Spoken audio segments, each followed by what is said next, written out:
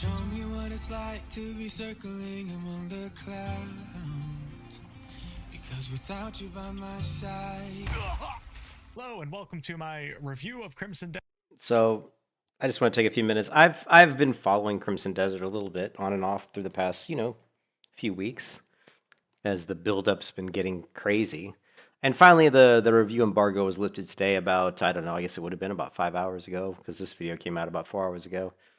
And I watched a couple. I watched Fexter Life, and I like Fexter Life's guides. He does a pretty good job with guides, but I've always found Fexter Life to be a little bit dry.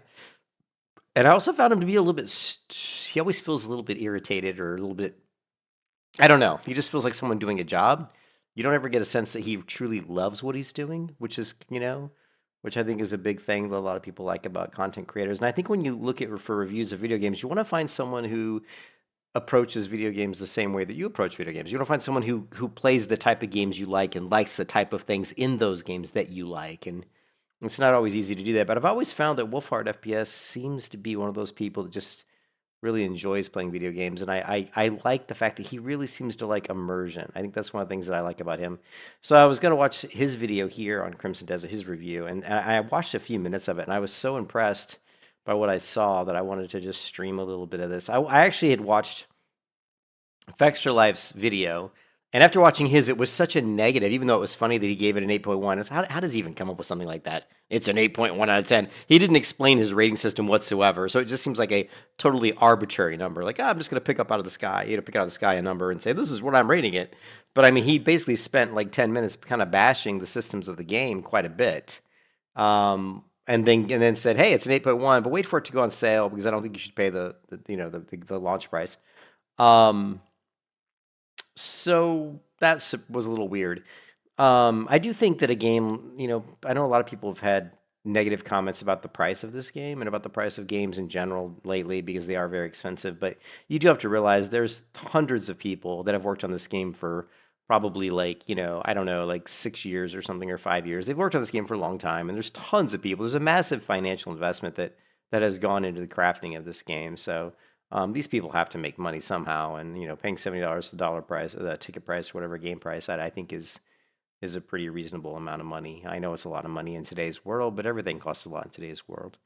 But let's take a look at. I just wanted to watch a few minutes of this because I thought it was. I thought it was really impressive. It's about 100 hours, and I probably have, if I continue at this pace with the way I've been playing this game, probably 200 hours more to go. Now, with that said, I think you can bust through the main story in as little as like 40 hours. I think somebody on the dev team might have done that, 40 to 60.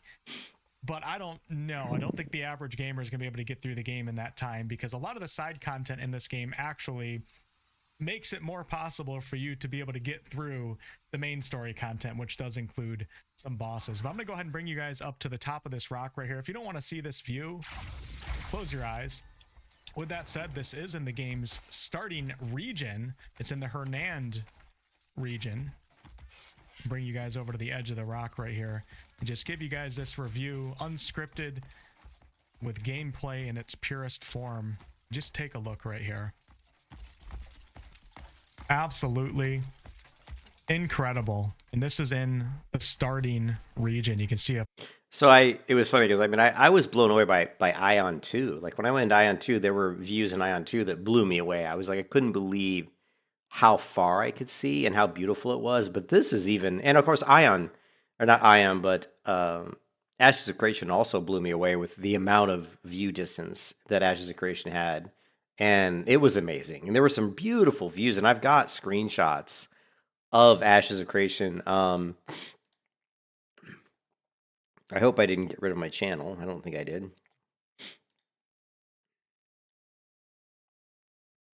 Ashes of Creation, media.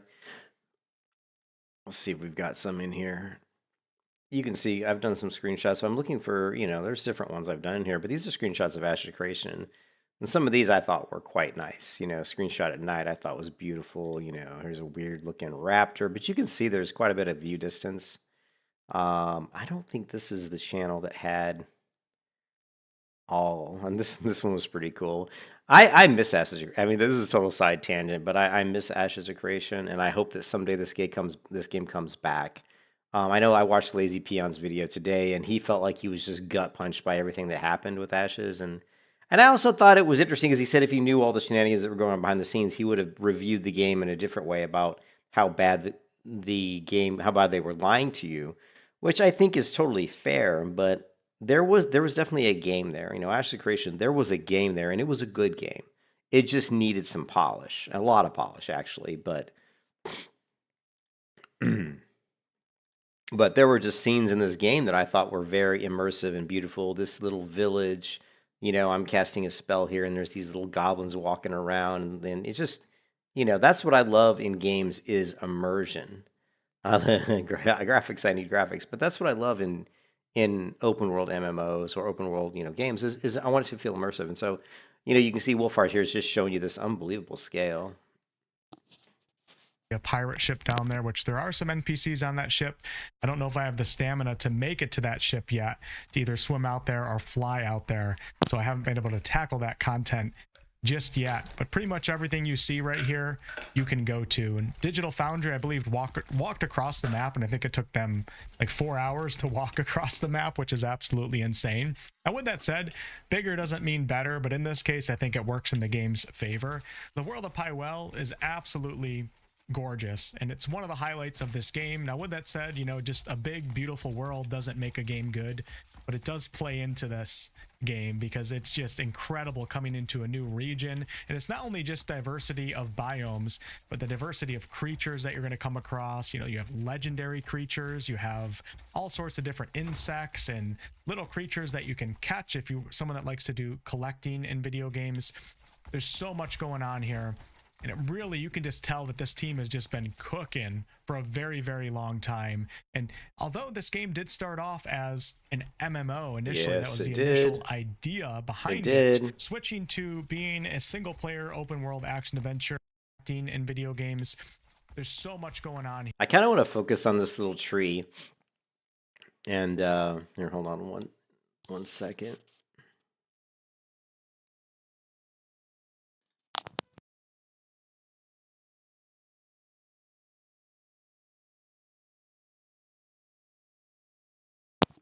But I want to. And it really, you can If you just look at this tree moving in the wind, this is something that I like and don't like. Like one thing in. Sorry, I'm totally congested. I think I've got a cold. But this is one thing that you can tell I'm congested. That in MMOs lately, or just games in general, is for whatever reason people have wanted to make there be like everything is super windy, like grass is blowing and trees are blowing, but it's always like a lot of tell that wind. this team has just been I cooking mean, you can see this tree is just really blowing. for a very, very long time. And although this game did start off as an MMO, Other thing that's interesting is how it's pretty bright right now, and in a few seconds it's going to get pretty dark. But he is talking about how the game did start off as an MMO, and I'm a big fan of WolfHeart FPS, if you guys didn't know. So I like his channel, I like his content. But it was an MMO, and you can see that this game was originally designed with an MMO in mind. You know, they had the very similar Black Desert style combat, they had Black Desert style graphics, they had a massive world, and I think this game would have been an amazing MMO. And I think the decision by them not to make it an MMO, I think partially stems from the fact that they've already got an MMO. It's like, why make another MMO to compete with the MMO that you already have that probably makes you a pretty good amount of money every year? I mean, Black Desert Online still does pretty well from what I understand. So maybe they felt like, well, if we make this MMO, Crimson Desert, Black Desert's just going to probably die, which is probably not maybe the best thing to do for our devoted fans who are playing that game. So I think that might have gone into the decision to not make it an MMO. I don't know. I'm just speculating. MMO initially, that was the initial idea behind it. Switching to being a single player open world action adventure, I think was a really smart move out of Pearl Abyss. And I don't think there's a lot of studios out there that would be able to pull that off, to be honest with you, because, you know, the foundations of an MMO and trying to turn that into an interesting single player experience is certainly not easy. But with this game's breadth of options, now you can see what I was talking about. That, man, you can just see the wind whipping the grass and the leaves flying off the tree. Systems, mechanics, creatures, biomes, etc. The reason why I think it works really well in this game for myself is because I'd say that the vast majority of them are on the good quality level and they're fun and it all works really well together. while with most other games that would have so many options like this game, the vast majority of the systems would be probably on the lower good side to low quality to poor quality when you have that many options. Somehow Pearl Abyss was given the time to really let this game cook and really hone in on individual systems and mechanics that I think make this game really fun. Now, I have been praising the game quite a lot up to now, but stick around because I am going to talk about a few things in this game that I think are a little bit lackluster, not enjoyable. And there's also a few things about Crimson Desert that I think are going to make it probably not the game for some of you that are watching. But since I talked about a breadth of different systems and mechanics, kind of this game going further than I thought it would go with a lot of things, the attention to detail. Just having my horse right here, for example. One, the horse has its own inventory here where I can set a bunch of different items on the horse, like a saddle. And I can tell you one thing right away. Just every time he goes to the inventory, it annoys me. Not because he's going to the inventory, but just because of how the inventory is actually displayed. When I look at the inventory come up, I'm like, what is this cluttered mess, right? Like, what are these symbols and why are there so many of them? Are these bags? I don't even know what these are. It's very, and then the way he was trying to get to his mountain inventory, it feels clunky. Horse shoes and stuff like that. But also the horse has different skills that it gets as it levels. And you can see there's scroll bars here. So he's got a lot more room in his inventory. He's got 115, you know what I mean? Hey, what's up, Valstay? And you can see there's a scroll bar here as well. But Valstay, if you watch this, I was all decided that I wasn't going to buy this game. I watched Fextra's live video, and he pretty much bashed it pretty good. But the Fextra Live tends to bash games. He bashed it and then give it a 8.1 out of 10 score. And I'm like, well, man, I mean, if I bashed a game as bad as you were bashing it, I certainly wouldn't have given it an 8.1. It would have gotten like a 6 or something. But so I think he was just being overly putting a little bit too much of a spotlight on the things that he didn't like. And didn't really spotlight the things he did like as much. He kind of glossed over those. But WolfHeart here, I think, is doing, and I like WolfHeart. He's one of my favorite content creators. He's doing a really good job of, I think, expressing why he likes the game. And I haven't gotten to the parts in the video yet why he does it. But when he does this part with fishing, which is just totally badass, I got to show it to you. Up, and this is a max level horse that I have. I also have a legendary horse. I found a legendary horse far up in. I would be curious if you could horse breed. Now it sounds like you can because he said he found it. But Black Desert had horse breeding, and I wish that they would. I wish they would take this game and just make it, and just build MMO systems into it. I mean, I think this game obviously was meant to be an MMO initially. Then they switched, they pivoted to what it is now. But why not take this game, which obviously has a lot of good qualities? Why not now maybe pivot or maybe do an expansion or maybe do. You know how like the old games, like you could have something like Unreal Tournament, and someone built or like I can't think of what it's called, but like when someone came out with like the first big MOBA, what was it called? Not League of Legends, but the other one. I mean, that was just a game mode off of something else, right? Off of, I think one of the Warcraft games, right? But I mean, so someone should come out with a game mode off of Crimson Desert that actually makes it kind of like a mini MMO, like Dota. Thank you, Dota. But they should come up, because this game to me has the foundation of an MMO. It does. There's too much stuff in this game that's good for an MMO to just ignore it. And I was just saying a few minutes ago, I think the reason they pivoted away from this game being an MMO, because initially it was going to be, is because they probably thought, why do we want to compete with our MMO Black Desert? I mean, we have an MMO Black Desert that's been popular and been successful for a very long time. They still make tons of money on Black Desert. Why do we want to come out and directly compete with that? Because if Crimson Desert comes out and it was an MMO, and it was a successful MMO, most of the people that play Black Desert, a lot of them would probably leave to play Crimson Desert. Because like, wait a minute, because we love the combat in Black Desert, but Crimson Desert's got throws and flying and all this crazy shit. This looks way better. I got to go play that. So maybe they're thinking, why compete with our own MMO? And that's why maybe that one of the reasons why they might have wanted to pivot. But I still think there's a case to be made that you could make a mod for Crimson Desert to make it into at least a somewhat of an MMO, because I just think there's too much here to ignore the fact that this could be. Because if you look at games like Elden Ring, for example, Elden Ring's like a single-player game, right? The games come out, they win Game of the Year, whatever, they make a lot of money, but eventually they just fade into oblivion. Elden Ring, like the expansion came out, I don't think it was anywhere accessible as the original game. all you can do with a game like this is release new content like expansions. But if you turned it into a live service game, now you've breathed a whole new bit, a whole new life into the game that could make it last for a very long time. The complaints I've heard about this game so far are complaints that can be easily fixed. Oh, the combat system's a little cluttered. Oh, the inventory system is really cluttered. After you do quests, some of the quest items, persist in your inventory and they're just useless and they're taking up space. Just little things. These things are easy to fix. I feel in the world where we don't have enough good MMOs, it's such a shame to see a game come out that has so many systems in it that are really good that could easily translate into an MMO. So I would just love, and they have hinted, Pearl Abyss has hinted that they may do some sort of, more multiplayer versions of this game, but I want to see them do a lot more than that, but they probably never will. But I just think it's a missed opportunity. But the snowy mountains that I was able to tame and make my own, but I haven't leveled that horse up yet. This is one of the horses that I used earlier on in the game, and I got it to its max trust level of level 5, which comes with a bunch of different skills, which you can see labeled on the bottom left here. So my horse can do all sorts of different things. Also, again, if you look at what's in here, okay, jump power, handling, acceleration, movement speed. A lot of these are very similar to Black Desert. Like in Black Desert, your horse has acceleration. Your horse has some horses can jump better than others, and there's some horses have better acceleration. So a lot of this kind of comes from, from Black Desert. But there's other stuff that really do. Like there's no trust level, I don't think, in Black Desert. But skills, which you can see labeled on the bottom left here. So my horse can do all sorts of different things. Of course, we can speed up here, but I can also kind of drift like you're in a car and Need for Speed. And that can knock over different things in the environment. Can you knock over enemies?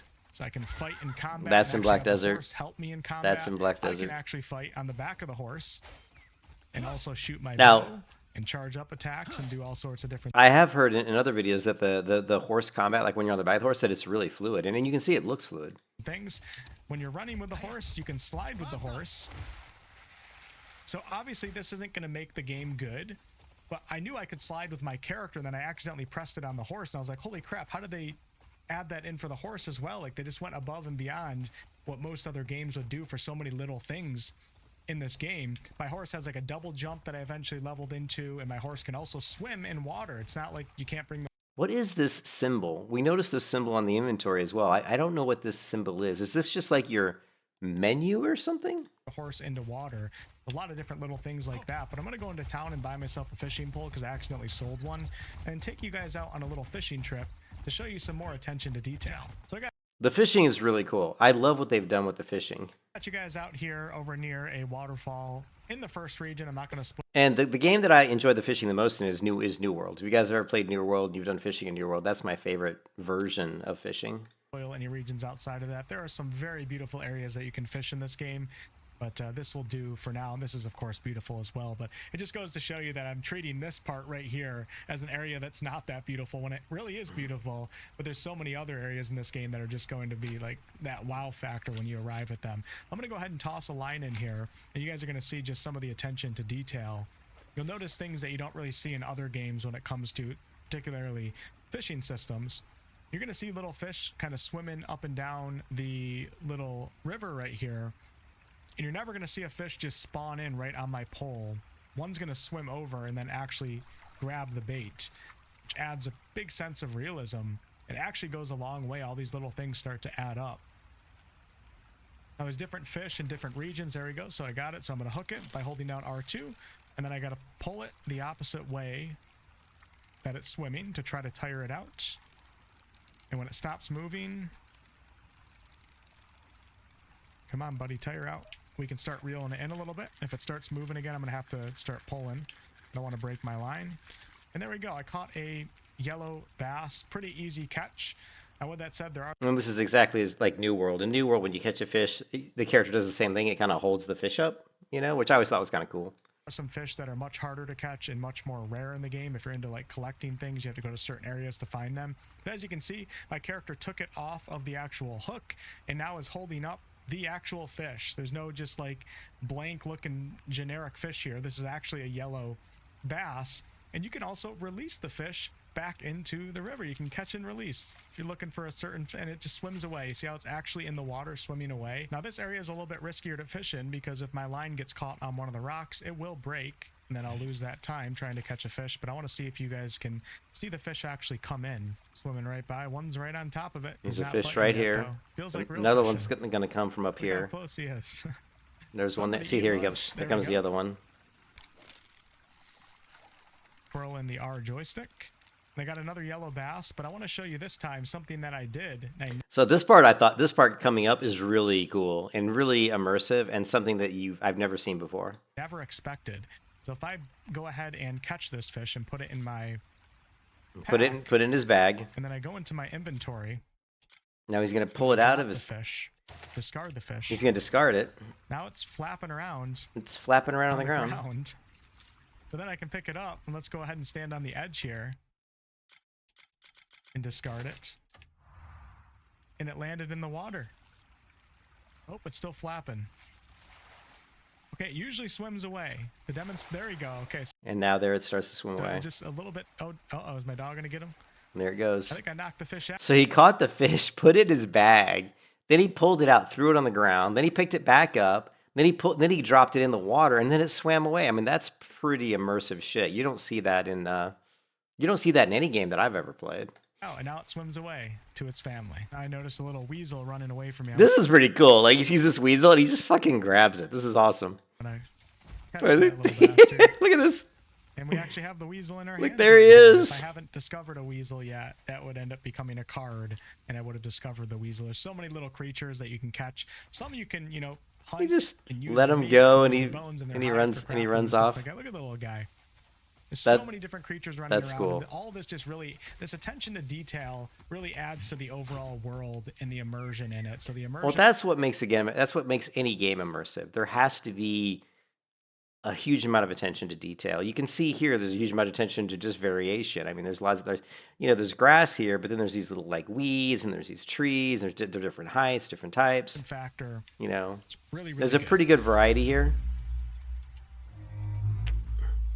Now, this is the part of the game that I'm not going to like. I don't like puzzles. I'm not a puzzle person. Like, I like combat, and I like challenging, difficult encounters. That's what I like.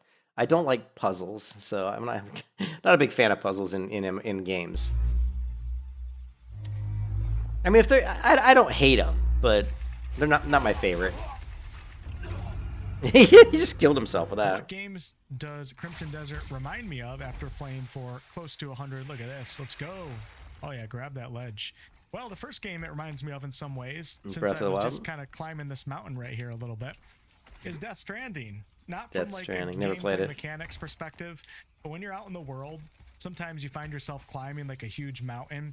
You're just out in the wild, and you're just walking and traveling and climbing.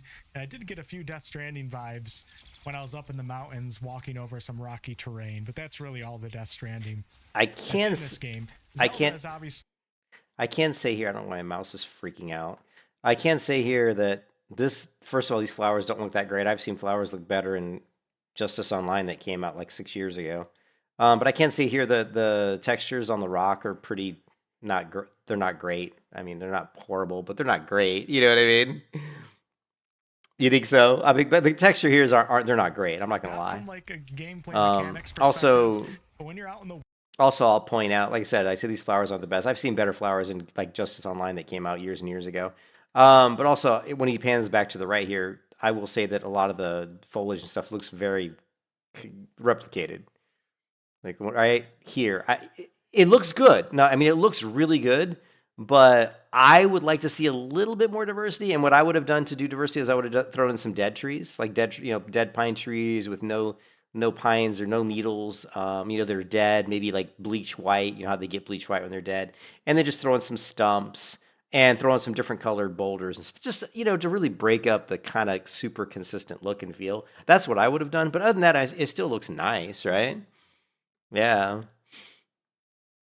Yeah, I think the game looks good, but I think it's one of those games that you have to have a certain type of, you have to like open world games where you just love walking through a big world and enjoying the environment.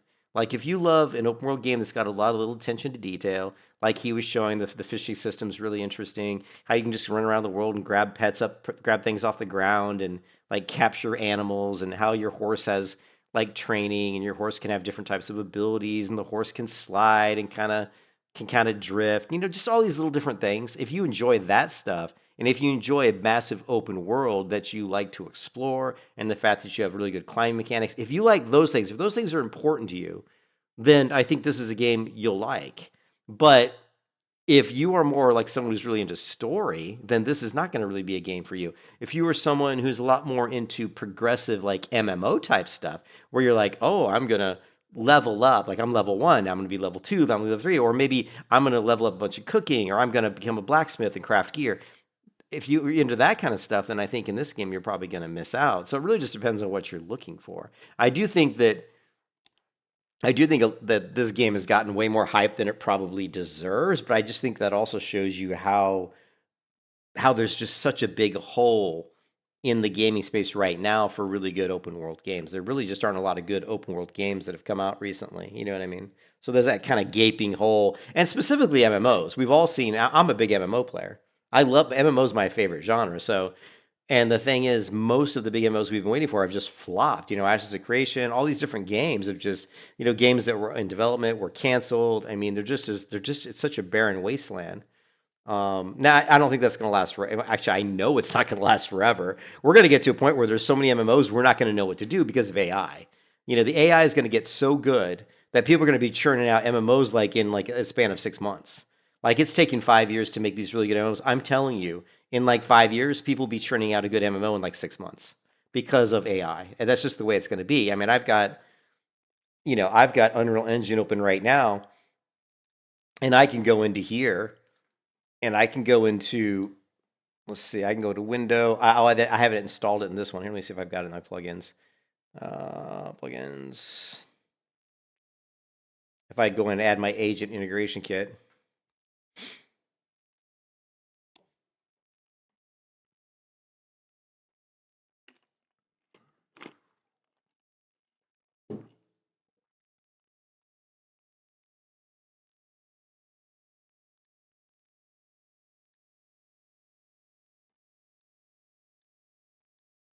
And I can, let's see, let's go to my new router. Let's open up Claude Code.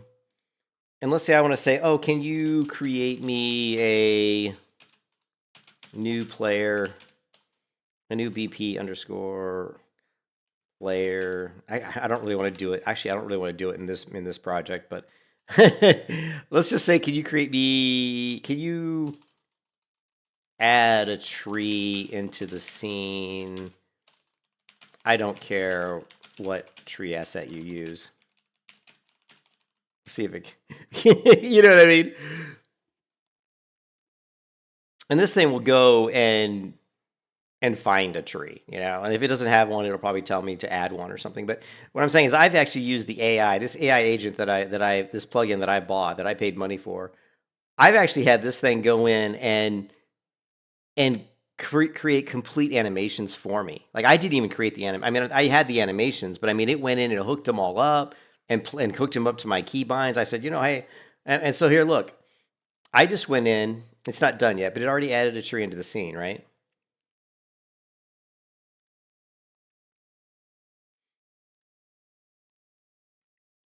But I mean, this is just the basics. It can do a lot, way more advanced stuff. So right now I go in, and here you go. There's a tree that it just, I say, hey, throw a tree into the scene. But this AI is so powerful. I could go in and say, hey, I've got these animations in this folder, and I want you to hook up a dodge animation on right mouse button click for this character. And then you can give it the parameters. I want it to play at certain speed. It can do that for you, right? I mean, let's go back to the AI, right? So let's go back to the AI and say, can you revert that? Can you revert that change and remove the tree? I don't want it. I don't want it, right?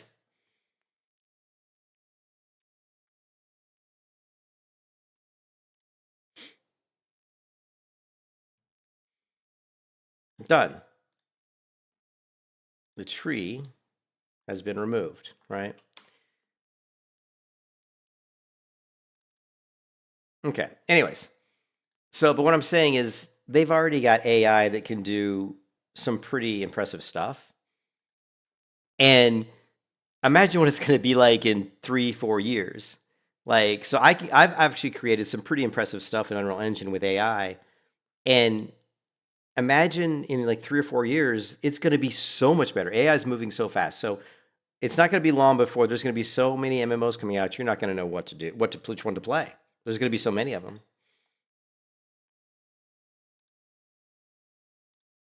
It's really all the Death Stranding that's in this game.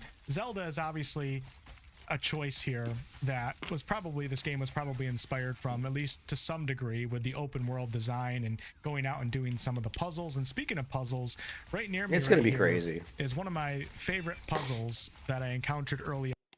The reason we don't have any Western MMOs is just simply because they cost too much money. That's the thing. They cost too much money. And it's time consuming. Like if you go in and you create, just to create the animations, to hook them up, to get them all fleshed out right, it just takes time. But again, once the AI gets good enough, it can do all of that for you. I mean, it can hook it up. I mean, all you have to do is create the animation, and then you just have the AI do all the hooking it up for you, and you can just tell it. You can just say, hey, oh, I want it to play faster. Oh, make sure you add a blend in here, so when this animation ends, it blends into this one, or whatever. On in the game, I just kind of came up to this opening right here, and I jumped on down. And I didn't even notice anything at first, but I got to the bottom and I went into this little cave right here, and I was like, holy cow, I'm finding some deep dark cave, some dungeon or something like that. And I got to the end of it, and actually there wasn't a ton in here except some crafting resources, as you can. Oh, look, here we go. What do I got in here right now? Is that diamond? That might be diamond. Looks so like I'm gonna go ahead and grab looks like some ore. My driller. We're gonna drill a little bit of this. You'll start. Well, but I'm not saying have the AI create that stuff. I'm saying you create the stuff. AI just does the mundane. Like there's a big process of like retopology, right? Let's say you create a character mesh and you create a bunch of textures, and you want to apply those textures to your mesh. There could be a thing where you've got too many vertices, and you might want to retopologize the mesh to simplify the geometry so that it renders faster. That's a clear example of where AI can do that for you. That's complete busy work. You don't need a human touch to do that, right? What you're talking about isn't required. There's no human touch required to clean up geometry. That's just a mundane task. AI is going to be able to help you do all of these mundane tasks that take up time. And so obviously it's going to expedite and speed up the process. And that's what I'm talking about. I'm not talking about having AI generate character models for you. It can do that, but I don't think you want, I agree with you. I don't think you really want to go down that road. But eventually it will be good enough, it'll be one of those things that'll be so good that you'll just give it parameters. You say, well, here's an example of what I want it to look like. You'll give it a picture. I can go into most of the AIs now and give it images and say, well, here's an image, what I want it to look like, and blah, blah, blah. With a pickaxe, but if you kill a certain boss in the game, you can get access to this special drill device here that can yield more materials, more resources when you mine. You have a 10% chance of getting some extra. This is diamond right here. When I came out of this cave and I was getting ready to just leave, I looked up and I noticed that right there. You guys can see it's like a building, some sort of a structure on the rock, or there's a wall right there. So I went up to check it out, and very cool. That's very cool looking. Memory here. So there's a special helmet that you can wear in this game, and you can see memories that happened in the past. Then you can watch the memory. Yeah, see, so that's pretty cool. Like what he's showing right here is pretty cool, right? And kind of get some clues maybe how to get in or what could possibly be in there. When I walked up to the wall and I started walking into it, and this door ended up pushing back, and I came into this beautiful chamber right here. And I noticed on the ground right here, there's 3 things that you can spin. I can't interact with them anymore because I already solved this puzzle. And then I kind of looked around this little chamber. You can see a dragon head right there. You can see it's a map. And if you look closely, there are some red marks on the map. You have 2 up there and 1 right here. So I was able to figure out what those buildings are right there. And it actually wasn't easy at all. But see, this is the things that I like. I don't necessarily like puzzles, but I love exploration. Like I love open world exploration. That's one of my favorite things. I love immersion. And I think WolfHeart FPS is just like me in that respect. So I wasn't going to buy Crimson Desert. I watched Fexter's Live guide on it, and he bashed the shit out of it. And I was like, man, this game looks like garbage. I got it. But then now I'm watching WolfHearts, and I'm like, holy shit, there's some really cool stuff here. Like there's some really the fishing looks really cool. The attention to detail, being able to like capture different animals, being to find different horses and being able to train them and get up different loyalty levels with them and they get faster and they have more abilities, being able to fight on horseback. Just imagine being like an archer. I can ride around on my horse and shoot people with a bow, and I mean that just sounds like fun, right? So, and the fact that it took one person, they tried to walk from one end of the game to the other. They actually, they didn't try, they did. They walked from one side of the map, I guess, to the other. It took them 4 hours. 4 hours to walk from one side of the game, one side of the map to the other. That just shows you there's a lot. So if the attention to detail is this much, like there's this much detail, then imagine how big this map is. There's got to be tons of really cool stuff. I mean, just me exploring the world and finding stuff is almost worth the cost of the game, to be honest.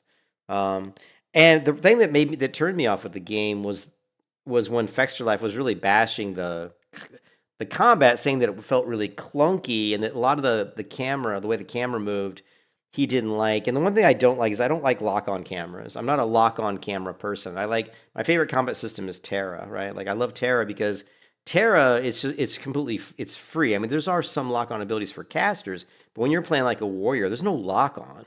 You're just like, you have to be the character. When you swing your sword, the person has to be in the arc of your weapon.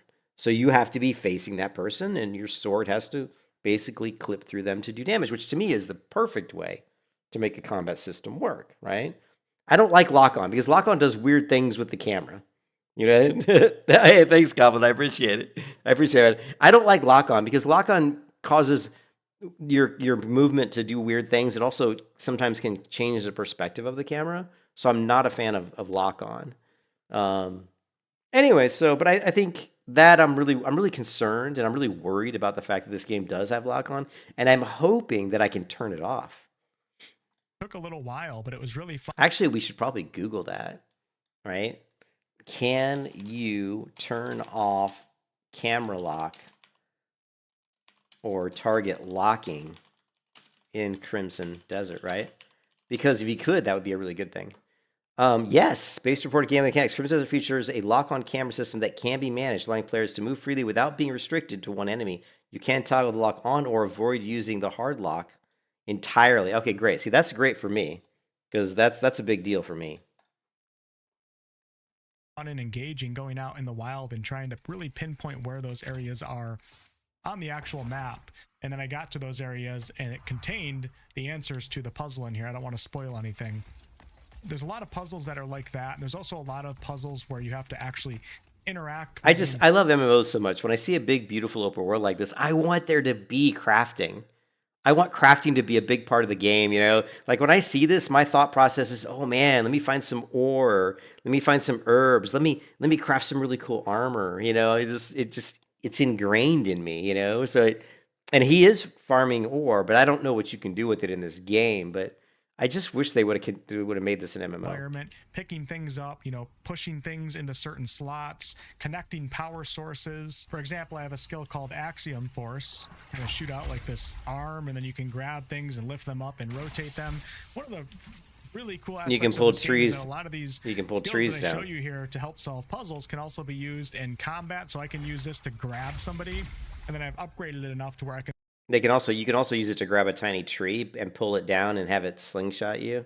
And then pull them in and body on this game? On 1 to 10, I don't know, like a 6 maybe? I'll give it like a 6 or a 7. It's not super high because I've played so many. I'm a big MMO player, and this is not an MMO. So that right there is part of the reason why I wouldn't rate my excitement super high. I do, but just looking at the graphics here, like these trees and the view distance, that gets me excited because I'm a big lover of immersion. Immersion is very important to me, like immersion and open world exploration. I liked Skyrim a lot because of the fact that you were so free to just do whatever you wanted, right? Even though Skyrim is not an MMO, like I never went back and I played Skyrim when it first came out. And I really liked it, but I can't really go back and play Skyrim now because it's not an MMO. I don't really like single-player games, right? But I don't think this game. I don't know why you say that you feel this game is restricted. From what I've watched many reviews on this game, and everything I've seen said this game is not restricted at all. you don't have to follow the quest. You can just go off and do whatever you want, from what I've seen. So I don't believe this game is in any way restricted, unless you're thinking about its systems, right? I never played. You mean like Ark? I haven't played Ark. You mean the survival game? I mean, I think I logged into it once. I know Jeff Kaplan from former World of Warcraft. I think that isn't that like one of his favorite games. But it's more Ark's more of a PvP game though, isn't it? The ground, but I can also use the Axiom Force to navigate the environment.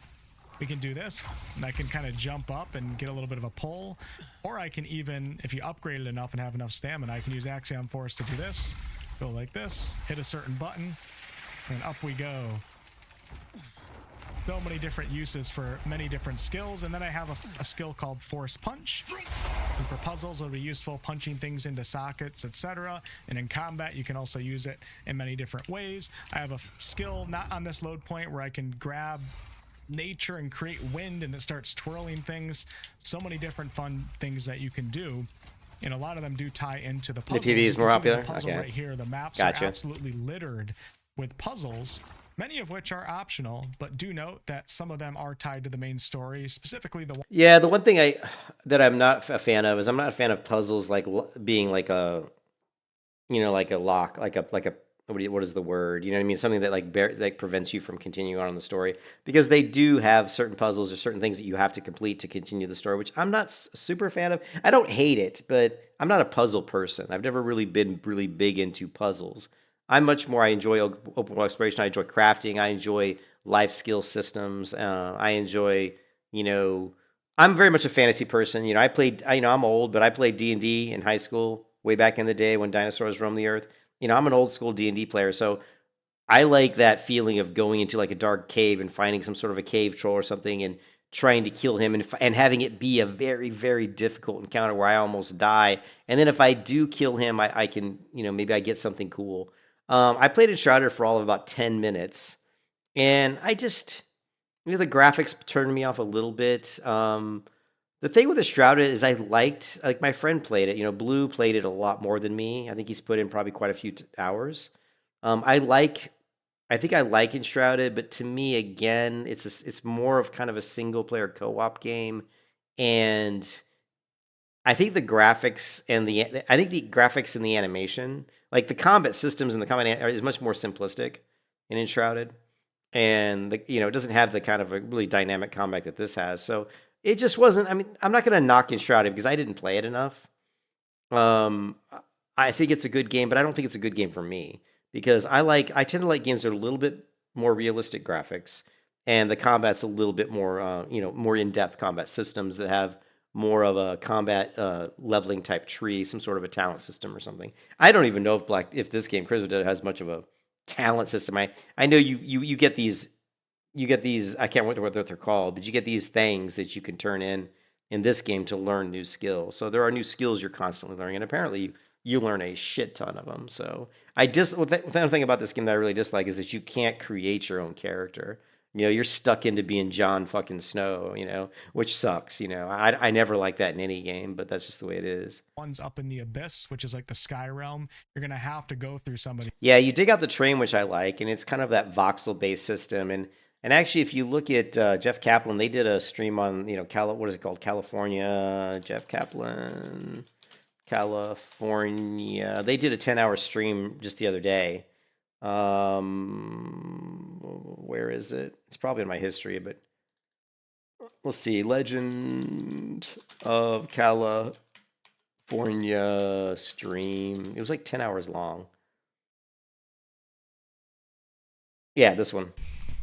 Jeff Kaplan, who never, I think it was like though he never streams. He streamed this. This is the game that they're working on called The Legend of California, but 10-hour stream. Holy shit. And I've only gone through like maybe 20 or 30 minutes of it, but this game has that exactly what you're talking about, where you can just dig, you can dig through the world, basically. Let's see. Right here. See, he's like digging, and it goes right through the wall into another like. I found the elevator, but I think I just found. So he was talking about how he was behind a big wall, but he could hear like the elevator. He could hear like an open shaft on the other through the wall, and so he just mined through the wall to get to that open area. So yeah, I like that too. I mean, EverQuest's Next Landmark was going to have that. Like, if you ever played the EverQuest Next Landmark, you could just dig. I mean, you could dig like 100 feet straight down into the earth or to the ground. So that was, I like that too. I think that's pretty cool. So these. They're not like insanely 200 IQ difficult, but they can be difficult, and they're going to be most difficult for players who don't take their time in this game to learn the skills that they have, because a lot of puzzles you're going to come up to and you're not even going to know where to start because you don't know how to even move anything because maybe you haven't tried a particular skill before.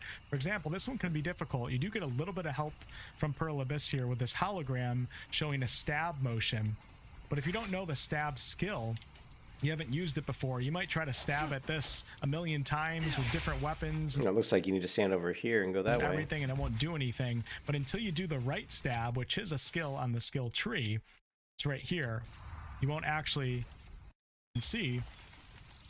These are other regions. I think in the distance, array of different.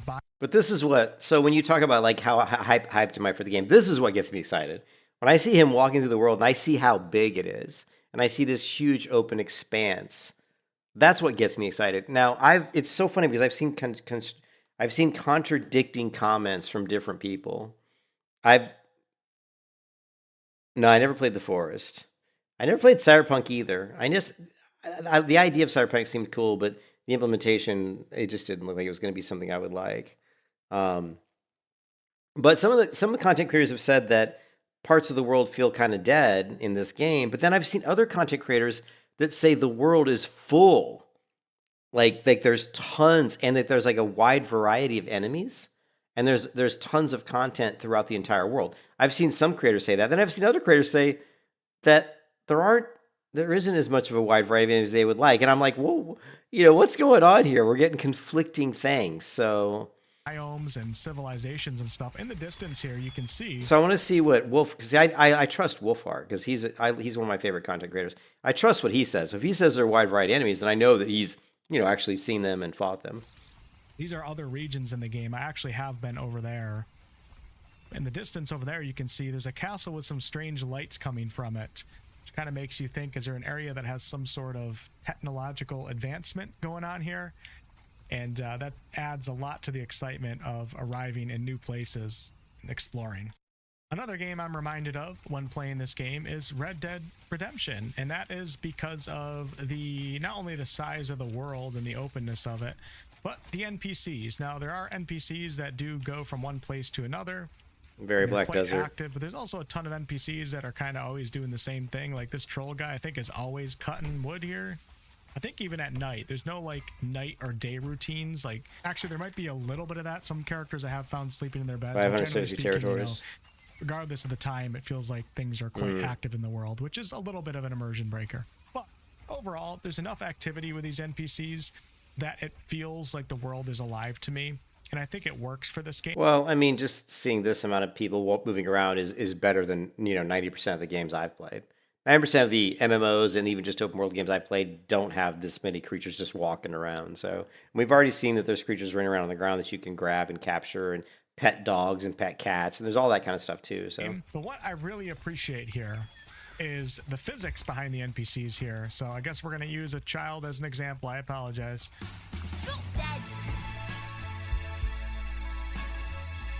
He ran over to the child.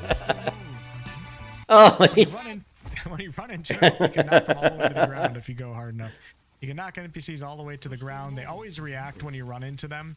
And if you put a mask on in this game, you can steal. You can actually kill them and tackle them. And yeah, once you put on the mask, you can do other stuff like attack and steal. Do crimes like that. The idea behind wearing a mask is that, I think the idea is that your character, Cliff, is actually a hero of the land, and he's part of the renowned Greymane faction. So him just killing NPCs and committing crimes doesn't really fit his character. So the game makes you put on that mask so nobody knows that it was you, I guess is the idea, I think, behind it. When you put the mask on, now I can swing at this guy if I wanted to. It's gonna possibly put a bounty on my head if there's any guards around here that notice. Let's go ahead and do it. Okay, I was spotted. Residents have witnessed your crime and are now on high alert. Further crimes will alert the authorities. Leave the area immediately and stay out of the people's sight. The townsfolk have seen me. Is there any guards around here? If I get out of this zone before a guard... Well, I think this game, I mean, it's not like this game, I don't think this game is really... The only thing, I've seen a few things in this game that I haven't really seen before in other games. Like the ability to catch a fish, put it in your bag, pull it out of your bag, throw it on the ground, see it flop around, then pick it back up, then take it out of your bag and throw it in the water and watch it swim away. I mean, holy shit, I've never seen that before.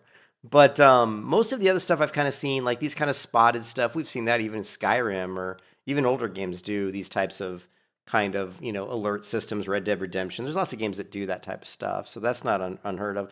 Some of the mechanics, though, I mean, we just haven't seen so many of these mechanics put in the same game. The fact that you can do like a glider, what you would have in Enshrouded, right? Like you can jump off a cliff and you've got that cloak that allows you to glide. And then on top of that, you've got this like whatever rope or wire thing that you can throw out, you know, almost like a grappling hook.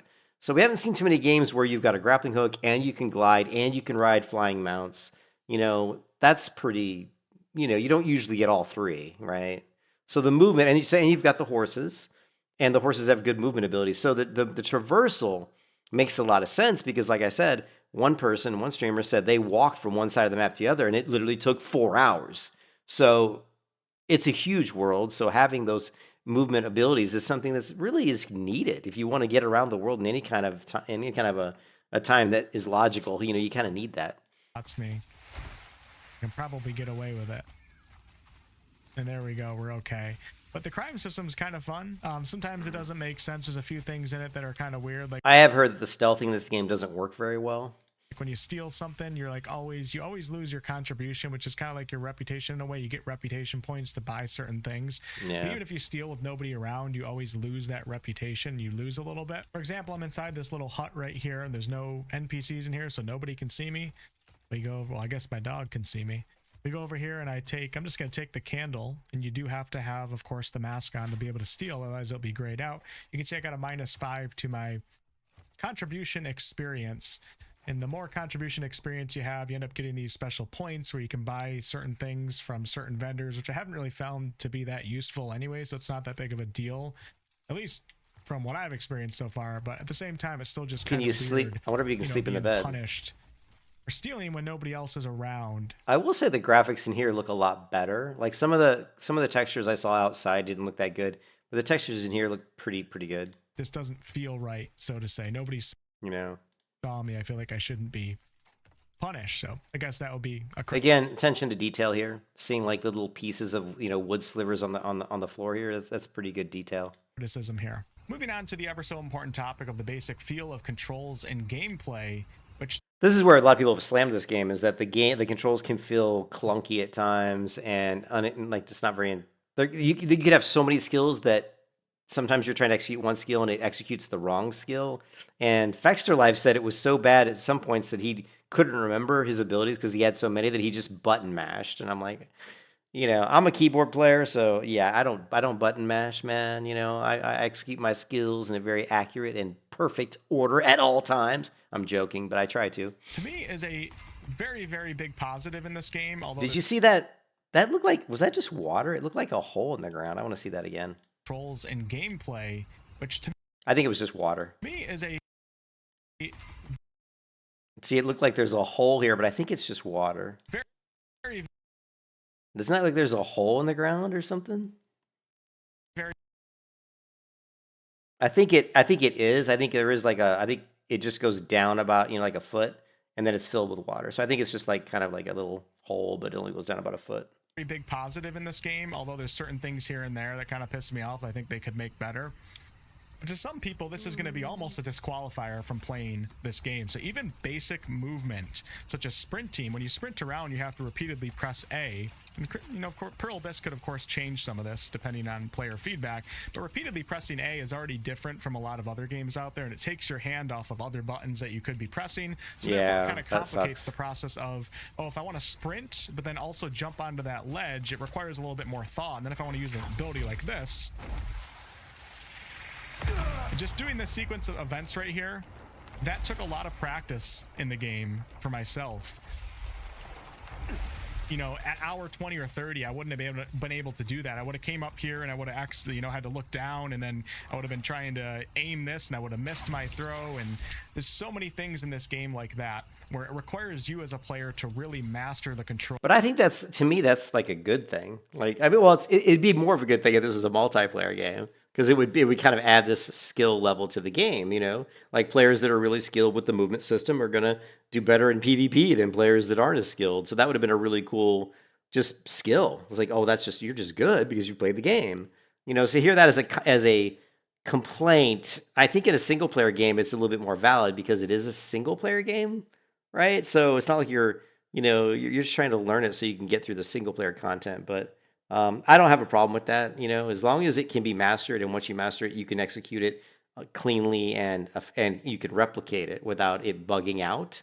It's easy to replicate. Like every time I want to do this, this combo, I can do it once I've gotten good at executing it. As long as that's the case, then I have no problem with it. Of your character requires some practice on top of your character, getting better weapons and more skills. And I also noticed that it looks like he's got some sort of a lantern, a la like Darkest, a la like not Darkest Dungeon, Dragon's Dogma. Because see how there's a light around him? And I think he's got like a lantern out. And actually, original Black Desert had a lantern in it initially. I don't know if they still have it, but initially in Black Desert, when the game first came out, because I was a founder in Black Desert, it got really dark at night, and to fight mobs at night, you had to pull out your lantern, and it actually took up a slot too. So it was a little bit of a pain in the ass. But you can see here off his right hip, there's a lantern swinging, kind of swinging around. So it looks like you can equip a lantern, which I think that's cool. I always like that. That's more immersive. On top of your character, getting better weapons and more skills and more improved skills. Here's another example of a very basic movement. So this is a puzzle right here. I'm not going to tell you guys the answer. I already solved it. But in this puzzle, you have to step on certain tiles, and if you misstep and step on another one, it restarts the entire puzzle. Well, in this game, when you even just jog lightly, when you let go, your character still goes forward a little bit. And then when you're doing an actual jog or like a sprint, you can go forward really far. It can be really frustrating when you're doing stuff like this initially when you don't understand the feel of your character, because you kind of move right here and then well, again, that's just practice. I don't have a problem with that. You stepped a little bit too far in this game, so that can be hey, I discovered a new species of moth, the mountain moth. In some ways, it reminds me of Kingdom Come Deliverance 2. Like, if you're someone who played Kingdom Come Deliverance 2 and you just never could ever understand how the combat worked because you didn't want to put that work into it, or maybe just for some reason, some accessibility reason, you're never able to master the combat. You're going to have feelings like that in this game with controlling your character and some of the more basic things that tend to be easy in a lot of other games. You got to put that work in and go through that initial frustration.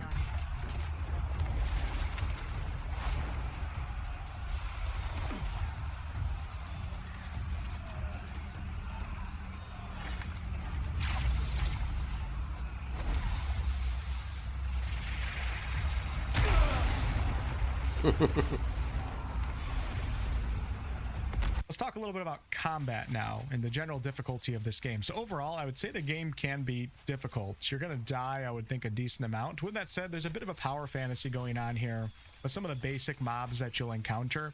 And you'll be like swinging through, like a group of 10 of them and just absolutely wrecking them. But then you can get overwhelmed, which will add difficulty. And as you progress into different regions, basic mobs do become a little bit more difficult. But when you encounter some of the bosses in this game, I would expect to wipe quite a few times on some of them. After having faced, I don't know how many, there's like 75 in the game or so, and I'm not even halfway through the boss list. Some of them are optional, some of them are part of the main quest.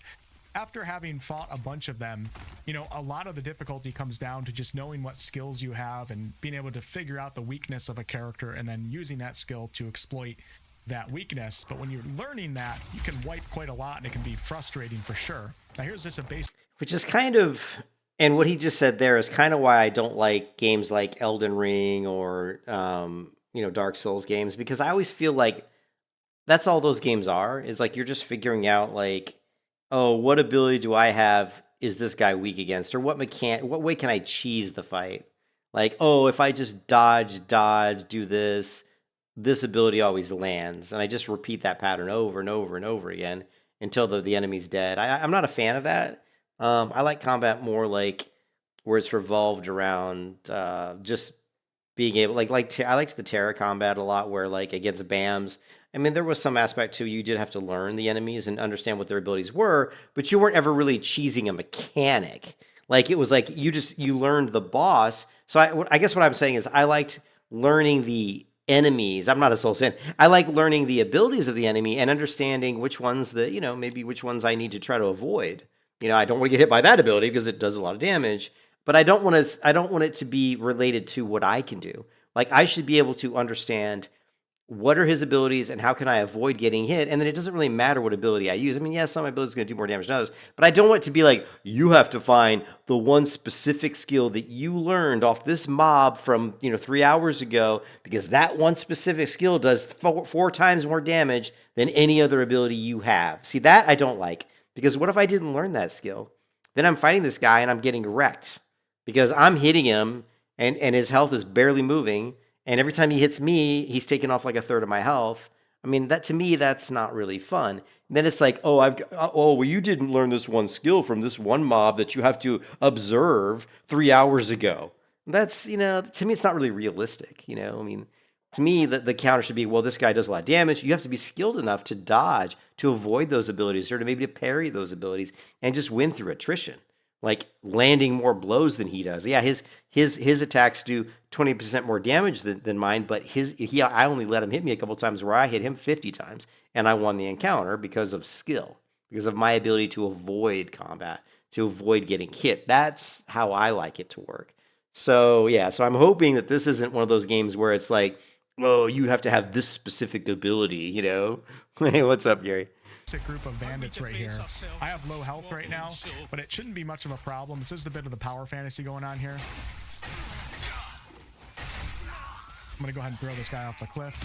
I do like throwing. I'm a big fan of Vindictus, right? If you guys have ever played Vindictus, and Vindictus has throwing and body slams and and being able. I don't know if you can grab things off the ground. I think you can. I know you can use an ability to literally pick up trees and throw trees at people. So I'm going to assume you could probably pick up like maybe a barrel, maybe, and throw it at somebody. I'm hoping you can, because I actually really like that in combat. So I'm hoping that if this game has that, I'll be sold right there on just that. See ya. I mean, this is really cool. I love being able to pick stuff up and throw it off a cliff. I think that's fantastic. What'd be really cool though is if you could go and pick up like a barrel and then throw a barrel at somebody. We're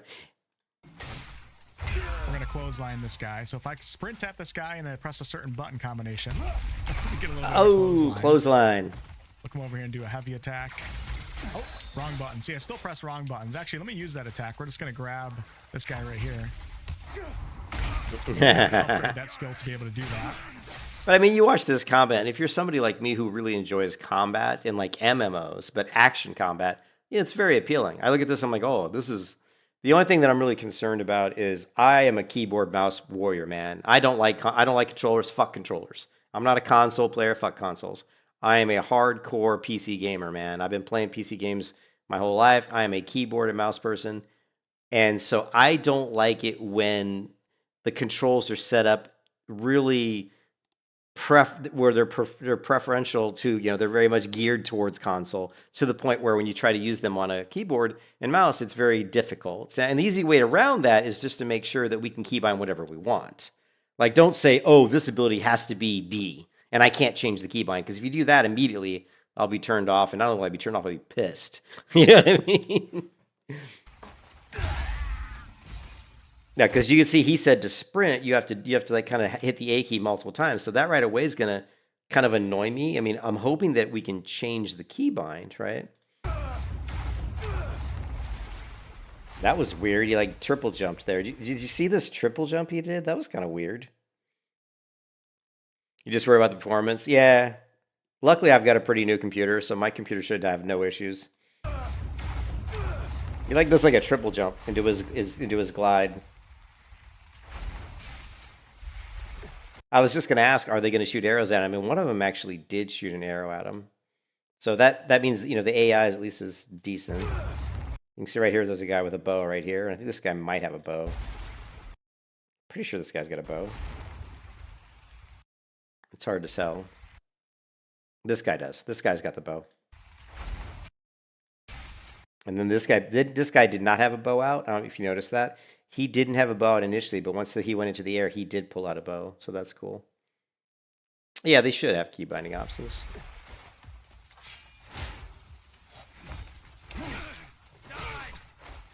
See, I'm just kind of slaughtering like this. What happened to that guy's clothes? Did you guys notice that?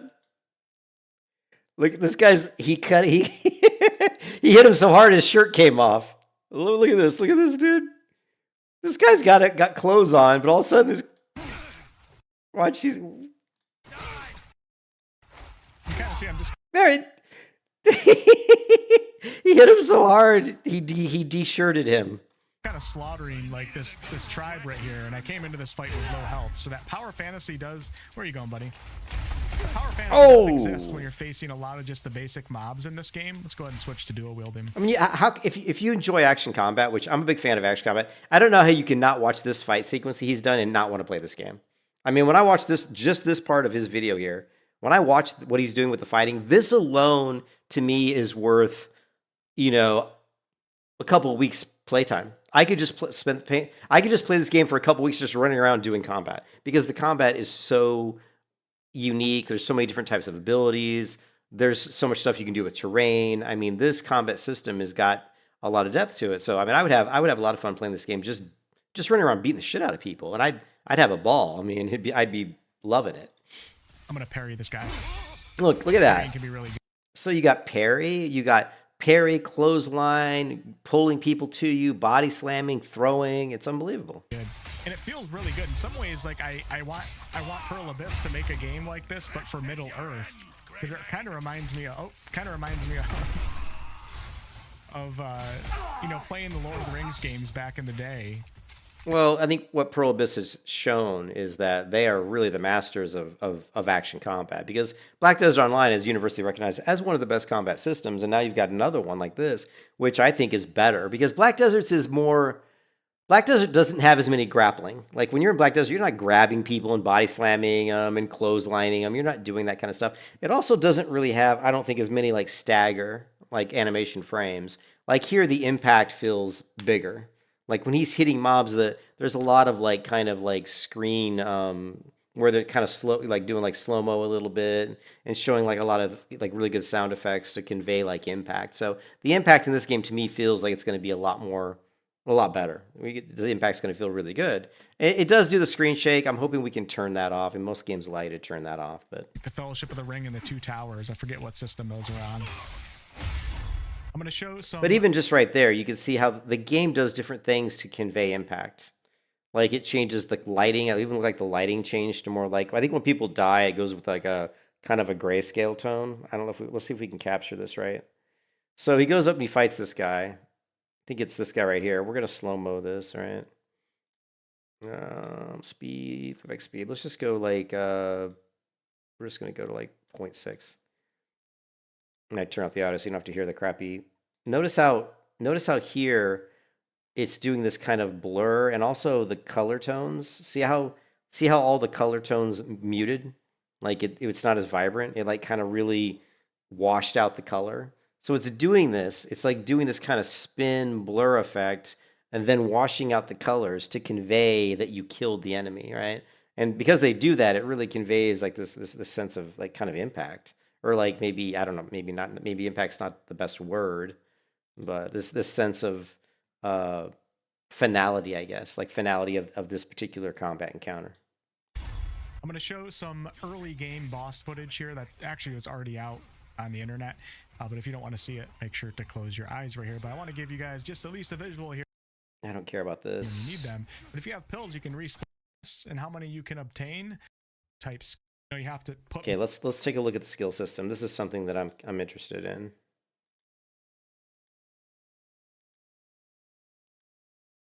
Oh, he's going over this quite a bit. Is part of this game. Let's talk quickly about character progression. So you as a player progressing, I think, is a really positive aspect of this game, that feeling of getting better at the game, which I don't think everybody's going to like, but I really enjoy that.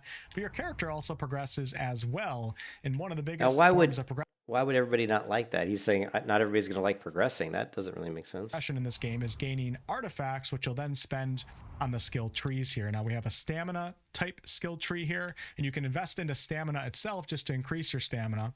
We have a health-based skill tree. Now, when does this game come out? Like, it comes out tomorrow, right? Can I play it at midnight? Because I mean, can I play this game like in 21 minutes?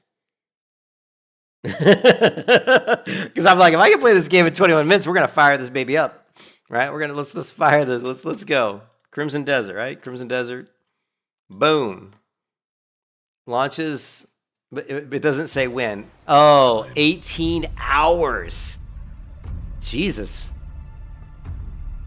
To take back The 12. That's like 6. You're finally here. It's like Right 6 here, p.m. where you tomorrow can night or something. Invest in the health specifically if you want to as well. And then a spirit-based skill tree, which is kind of like your mana in a way, with a bunch of different spirit type skills. And you have more freedom over going into different skills than you would think just by looking at it from this top-down view here. For example, if I want to go into unarmed combat right here, I don't have to have, bought these 3 previous skills. With that, This is pretty cool too, because, and he's going to say this, but I've seen this on other videos. They're not, I don't think they're linked together. You don't have to be like, oh, I have to learn this to learn this. And I don't have to like learn this to learn this. I think you can skip them. And I think that's what he's saying, which is cool because it's kind of cool. 3 previous skills. With that said, within these skills, you can go a little bit deeper. And if I want to have sure hit, for example, or proficiency, you have to put more points into /, and then you'll gain access to those other / type skills. Now, as far as I know, you can get, I don't know if artifacts are completely limitless and how many you can obtain, but it just seems like you're always finding them. There's always ways to get them. Yeah, so I've seen a lot of creators say this, where basically you need artifacts to increase to learn your skills, and everybody says you just get artifacts by, I think, just if you go out in the world and just kill enemies, you'll get artifacts. So everybody I've seen so far, no one said there doesn't seem to be a limit to the artifacts, and if that's true, then you're going to be able to unlock every single thing in the game. Which for a single player game, I think that's completely fine. If it was like an MMO, then that may not be the best way to handle it, because then everybody's going to have the same stuff, which good and bad to that. I think personally myself, I would be more along the lines of saying if it was an MMO, I would probably say, you could get like maybe 80% of it, like 80%. That way people are really forced to think about, well, how am I going to build out my character? And I think it just makes people try to come up with cool builds, better builds based on certain things. I think it creates a more unique experience, I think, as opposed to just saying, well, everybody's going to have everything.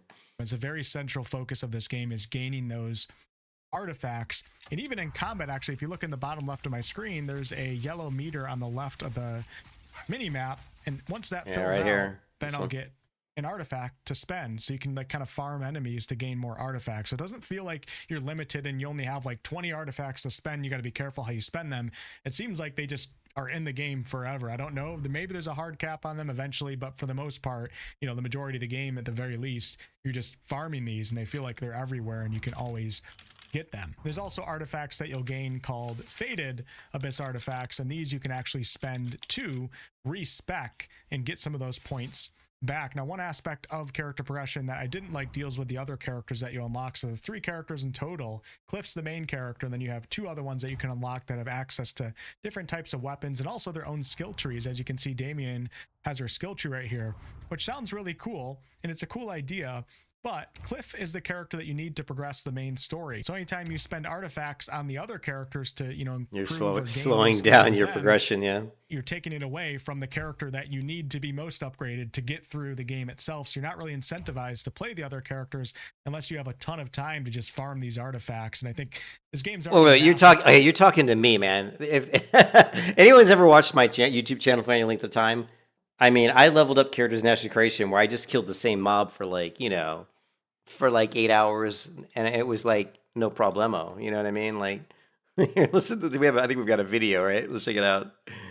Let's see if we can find here. Oh, there's got to be one. Oh, here we go. Like, I don't know. No, like no, secure- no. What the hell? What the fuck? This one. Yeah.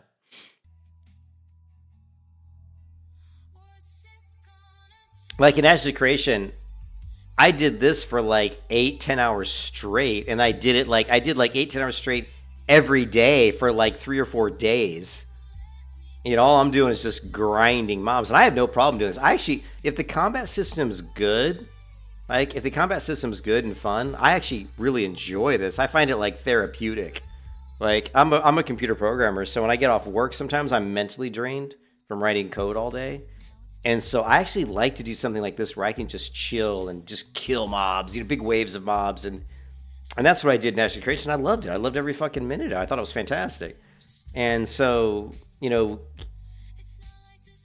so Wolf is saying like one of the downfalls of having these other different characters that you can play in Crimson Desert is that you have to level up their skill trees using the same artifact pool. You have one pool of artifacts, and you can use them wherever you want, but it's going to behoove you to use them all on your main character, Cliff, so that you can progress through the game faster. But if you're someone like me who has no problem grinding mobs, that's not even an issue. I'll go on to the girl chick who's got like the rapier or whatever, and I'll go fucking in some part of the world, and I'll just kill mobs for like 10, 20 hours straight. And I'll like level up her skill system and be like, all right, she's pretty cool. And then I'll go back to Cliff and do the same thing. Spend another 20 hours killing mobs and level up his. It won't be a problem for me. Some people won't like that. Some people will, maybe they're, some people get impatient. Well, a lot of people get impatient with progression, and they want to, they're like the people that like run to the end of the game as fast as possible. Like you play like World of Warcraft and a new expansion comes out, everybody's like, oh, I got to get to the game as fast as. I'm not like that. I always take my time and just enjoy the experience, and so I don't feel pressure to out level somebody or to get to the end. To me, it's all about enjoying what I'm doing. And so I really love like open world exploration and killing mobs and getting better. I always like focus on how can I make the game, how can I make my character that I'm controlling perform better? Like what can I do to increase the skill level of how I play my character? That's what I focus on. Whether it's just repetition, like getting good with the combat system, or is it like understanding how to build my character in different ways? Is it better gear? I'm always looking for ways to enhance the character, to make him stronger, but it also has to play into how I play the character, because I play different than, everybody plays differently. Certain characters, you're going to be, some people are better with ranged characters, some people are better with the combat, you know what I mean, with melee, so it just depends. It's on your play style. Enough. I don't think most players are going to be really interested in spending a ton of time on both of the side characters on top of already playing the main character. See, he said most people he doesn't think will be interested in spending. That's actually 100% not true. For me, because I'm actually because I don't want to play fucking Jon Snow. So I'm super interested in playing the chick character. I love playing chicks because I love kicking the shit out of everybody with a female. I don't know why. I just think it's hilarious. But yeah, so I'm really looking forward to the chick character. The only thing bad about the chick character is the type of weapons she uses aren't typically the weapons I normally like. She's using like a gun and like a rapier, which usually isn't my preferred. Like I like sword and shield or like dual sword. Those are kind of like or maybe bow. So I'm hoping that the girl can use other weapons besides just the rapier and the gun. I'm hoping maybe she can use a bow and sword, maybe different weapons. I'm hoping. I don't know. For potentially hundreds of hours. Also with character progression, you will be leveling up your character's armor. Oh my God, this looks like it came right out of Black Desert. When you go into one of the main Black Desert cities, there's this road that comes down a hill. It looks just like this. I mean, it's almost identical, except it doesn't have the big rocky backdrop, but it looks just like this. Although I will say the graphics in this game definitely... they're crisper, they're cleaner, they're not as pixelated, they're not as, I don't know, the metal, there's a lot more reflectivity to the metal. I don't know, I kind of like, I'm not gonna lie, I think Black Desert probably, to me, I almost like the graphics in Black Desert better, but it's hard to tell until I actually get into the game and play it. And weapons through the refinement system here. So as you can see, my character's helm right here is level 6. My plate. Oh, you can refine it, but look how many refinement levels there are. It's like, what is that? 5, 6, 7, 8, 9. So 10 refinement levels. Armor is level 5, and my great sword is currently 5. Level 5 as well. And you'll be speaking to blacksmiths in towns. This is the starting town right here, and you have to have certain materials that you go out and either farm yourself. And people wonder, like, how did they make this game as quick as they did? Because with as much depth as they did, but so much of this is taken from Black Desert. Right? Like these character models are from Black Desert. I'm telling you right now, like you look at here, watch this. And you'll be speaking to blacksmiths in towns. This is the starting town right here. This character model here is Black Desert. This one here, this guy, I mean, I swear in Black Desert, you'll find characters that look almost, it's the same model. It's a different, he looks different, but it's the same, mesh. So they reused a lot of assets from Black Desert. You have to have certain materials that you'll go out and either farm yourself or buy them from vendors to then refine your equipment. This isn't really a game where every couple hours you're going to find a new sword, then you can just use that sword for the next couple hours and then switch to another one. It's more so a game where you find a weapon type that you like and the way it looks, and then you focus on that weapon for a very, very long time. There are going to be some weapons that you stumble across that are cooler than others, and there are these like little attachments that you can put onto weapons to add cool abilities, but you're not going to just be find axe 1 and then 2 hours later upgrade to the next axe that you found that's like a blue, and then the next axe that you found. It's not that type of game, and I think that works in the game's favor in some ways, because you're just not endlessly grinding pointless new weapons that just give you a little bit of a boost. But at the same time, it's a little bit less exciting finding new weapons, because you don't really find too many weapons that are just like, holy crap, I'm so happy I found that. It's more so, oh, I don't feel like putting the time to leveling that one up, I'm just going to keep using the one that I've already leveled up. But as you can see here, to level up my axe, I need iron ore, copper ore, bloodstone, and also an artifact if I want to get it to level 5. Earlier levels require a lot less resources, but I do feel like you kind of have to engage with some of these side systems. If you hate crafting and everything, I don't know how easy it is going to be for you to get through the game, because you do have to kind of engage with these systems to keep up with the game's difficulty curve. Let's go ahead and talk about the story now. I know a lot of you guys are very curious in this. Overall, the story, from what I've experienced so far, I still have more to go. I've enjoyed kind of just how it's kind of progressed me through the game, but I do feel like this game is more of a gameplay and systems focused game versus getting into a deep story. The story is a little bit kind of cliche the way it starts. You do get into some interesting stuff, and there's some little quests here and there that are pretty interesting, but the main story also includes a lot of what you would consider to be side quests in other games. And actually, one way to put it is that the main story, at least through a good chunk of the game, feels like just like a never-ending tutorial, and that's more so its purpose, to push you through the game and to learn new systems and mechanics. Now, there are cutscenes, characters. This is encouraging, though. I was just talking about hopefully being able to play the female character and actually be able to use other weapons other than just her rapier and her sword. But this is encouraging because we can see he's got a great sword and a shield and a one-handed sword. So I'm hoping that the other characters will be able to have the same kind of flexibility. There's like the general mystery going on with what's happening in the land and why you're the chosen one here to try to restore it. But there's not really like any deep character building or anything like that. And you do establish a camp for your Greymane faction in the game, I think, when you get to chapter 5, and there's a lot of different companions here, and in some ways they remind me of Kingdom Come Deliverance. It's like this brotherhood. Like, they're cool characters and they're fun to be around, but there's not a ton of character building going on here. All of your relationships feel rather shallow when the game hints that Cliff already knew them for a long time and has a deep history, but you rarely uncover that history. And the main story just has you doing so many like kind of boring little quests here and there. Like you're constantly riding out on your horse with some of your companions here, and it works in Kingdom Come Deliverance because you know that companion and you're really interested in what they're saying. You kind of feel like you're bonding with them. In this game, when you're riding out on your horse to go to some like minor objective in the main story, it just kind of feels like it's like a waste of time. It's like, let me just get there and do it, or not have to ride with this character. So if you're looking for Baldur's Gate 3, Kingdom Come Deliverance, or Witcher 3-esque writing and deep character building, this is simply not the game for it. But overall, I still enjoy progressing the main story. I just think it's more of an aid to push you into new regions and push you into certain boss encounters, more so than getting you deeply emotionally invested. Now, there's no like official side quest system, so to say, with this game. It's more so you do faction quests and challenges aside from the main quest, and you get. The other thing that I've noticed throughout this whole video is that every time I see landscape views, I just see a lot of plateaus. Like the puzzles all so many different uses. And I kind of was hoping for a little bit more variety, and I don't know if that's just because just the specific, like, see there was another one there. I'm hoping that they're not all like that, but it just like every time we look at stuff in the distance, it's just like these flat-topped plateaus, or I don't see a lot of like actual just huge big hillsides.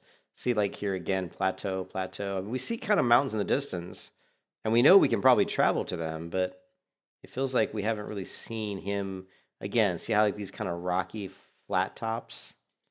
I keep seeing that over and over again, which, it's not the worst thing in the world, but maybe it's something to do with the traversal system, and it just makes the game easier for the way the traversal system works. Maybe because they figure you're going to be using your grappling style hook kind of thing, and that just works well on, these like kind of like edges, like the flat top's going to provide these nice edges that you can kind of swing up onto.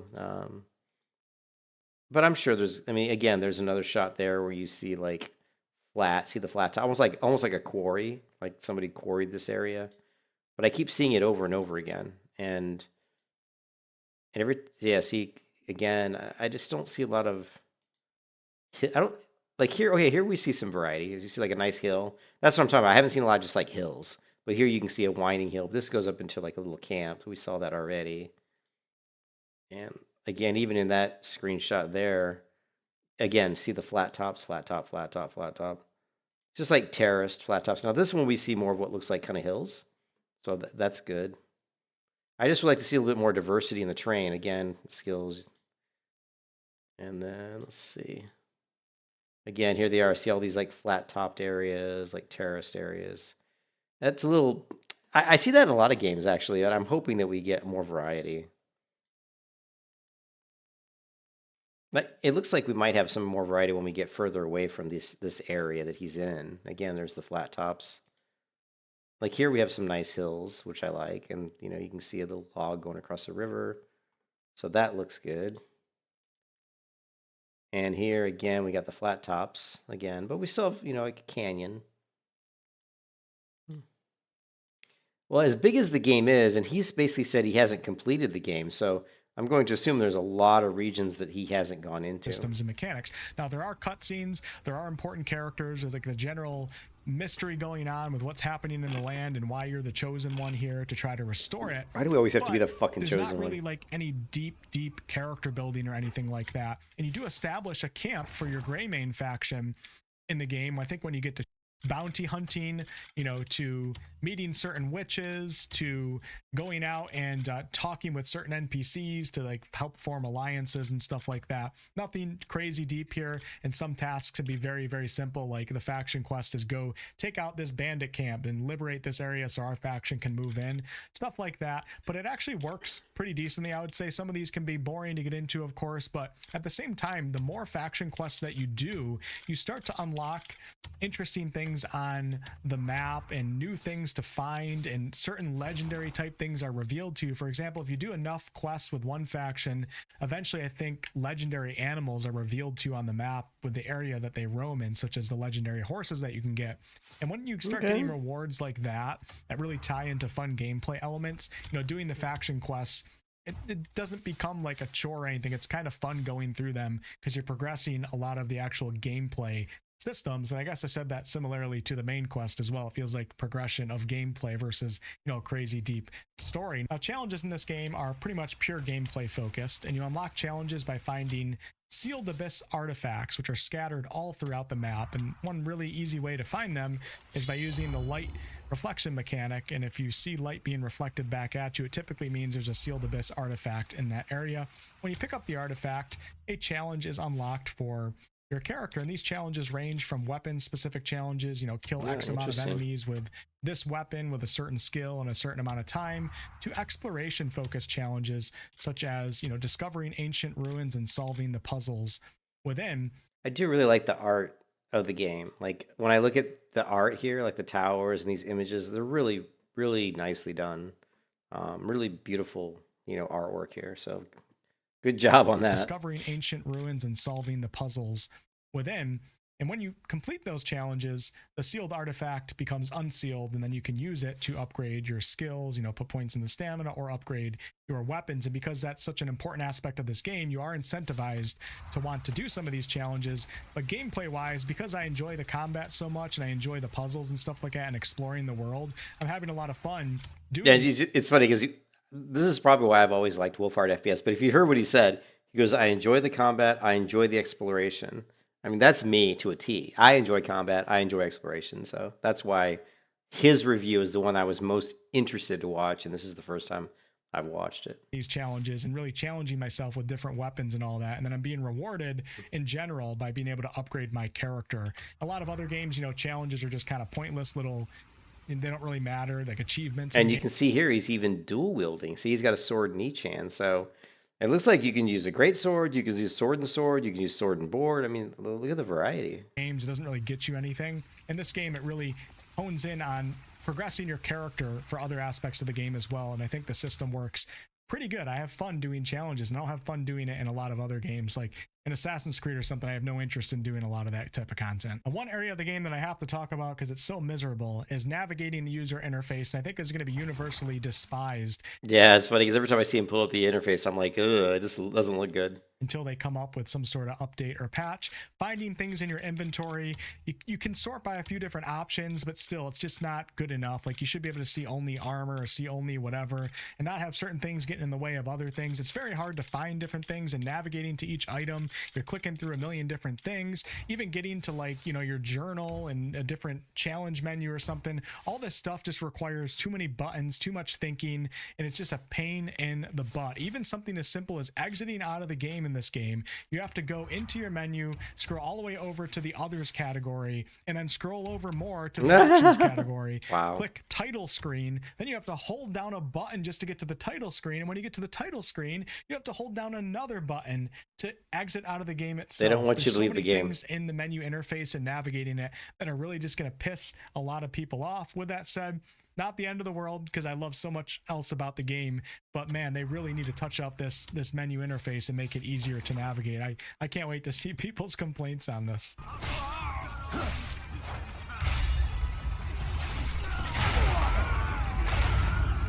Performance-wise, the game has ran great for me. I won't spend too much time on this category. There's other channels that are way better suited to talk about this, but I'm playing on 1440p with a 4080 GPU. I do have DLSS enabled right now and ray tracing currently off with the graphics set on maxed out cinematic right here. As you can see, I'm getting close to 90 FPS. I even played for a little bit with frame generation turned on with ray tracing, and I was getting over 100. I think you see it as a 40. I think I have the same video card. I think I have a 48. I can't remember.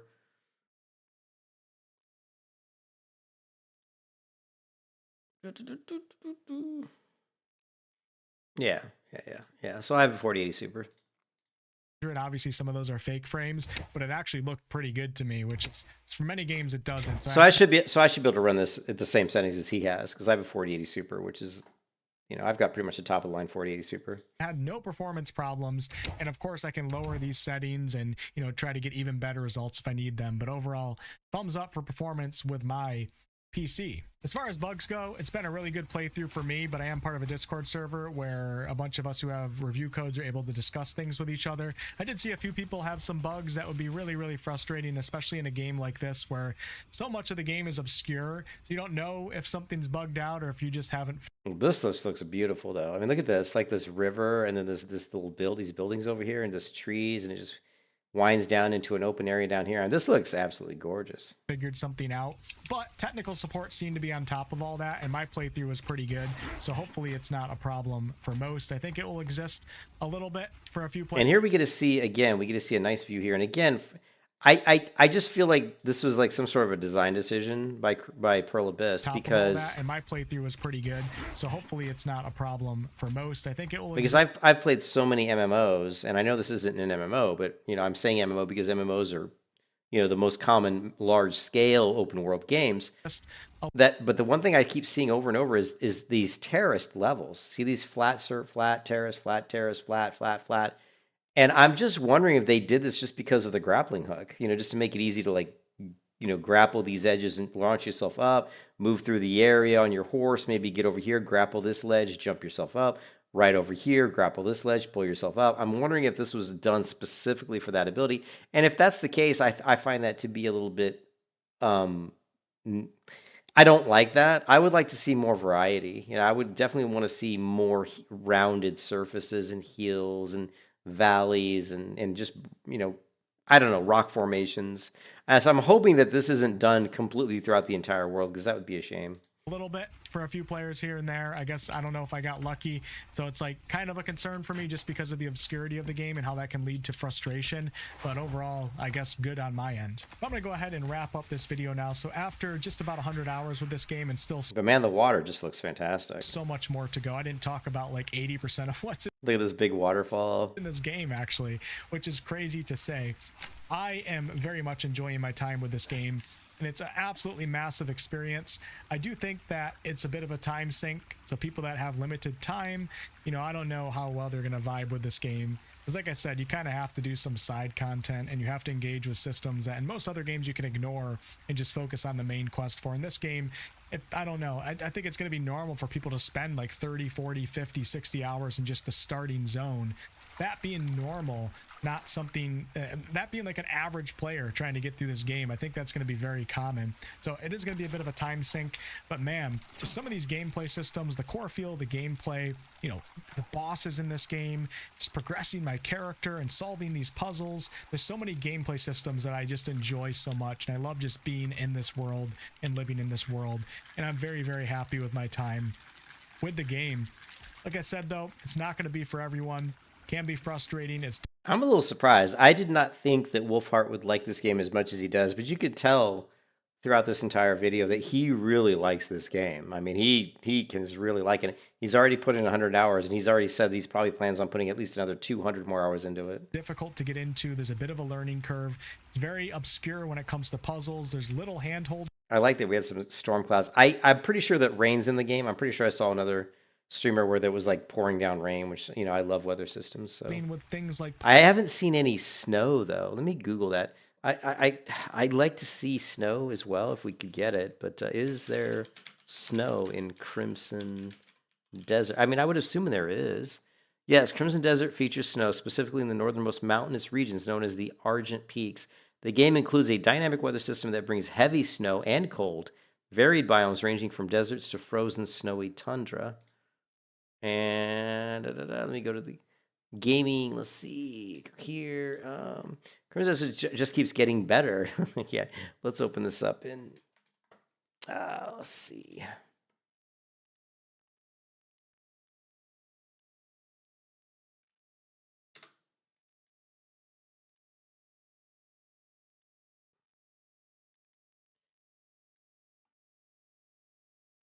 Okay, if you haven't heard, Crimson Desert is absurd between its detailed work, array of activities, blah, blah, blah, before you play. Dynamic weather system is something that not only makes the world feel alive, but also dramatically alters your experience.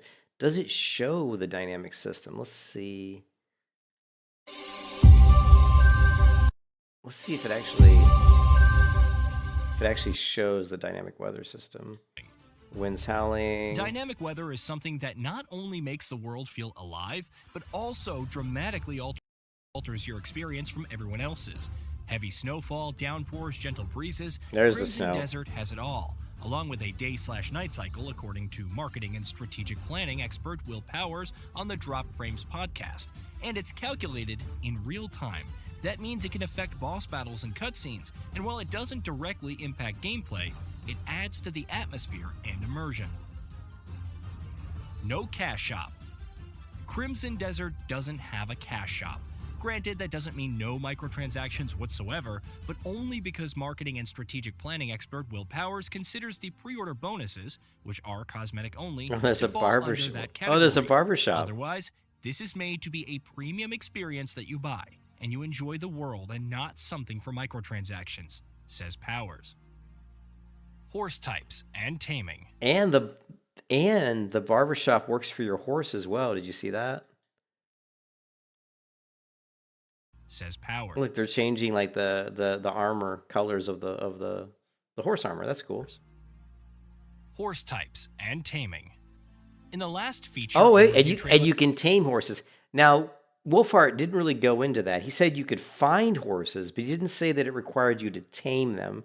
So now Black Desert, you know, Probus's other game, right? They has horse taming where you go up to a horse and you have to have like some sugar and I think it's carrot and sugar or something. I think you try to give it some sugar and you try to like basically do like a little mini game to tame the horse.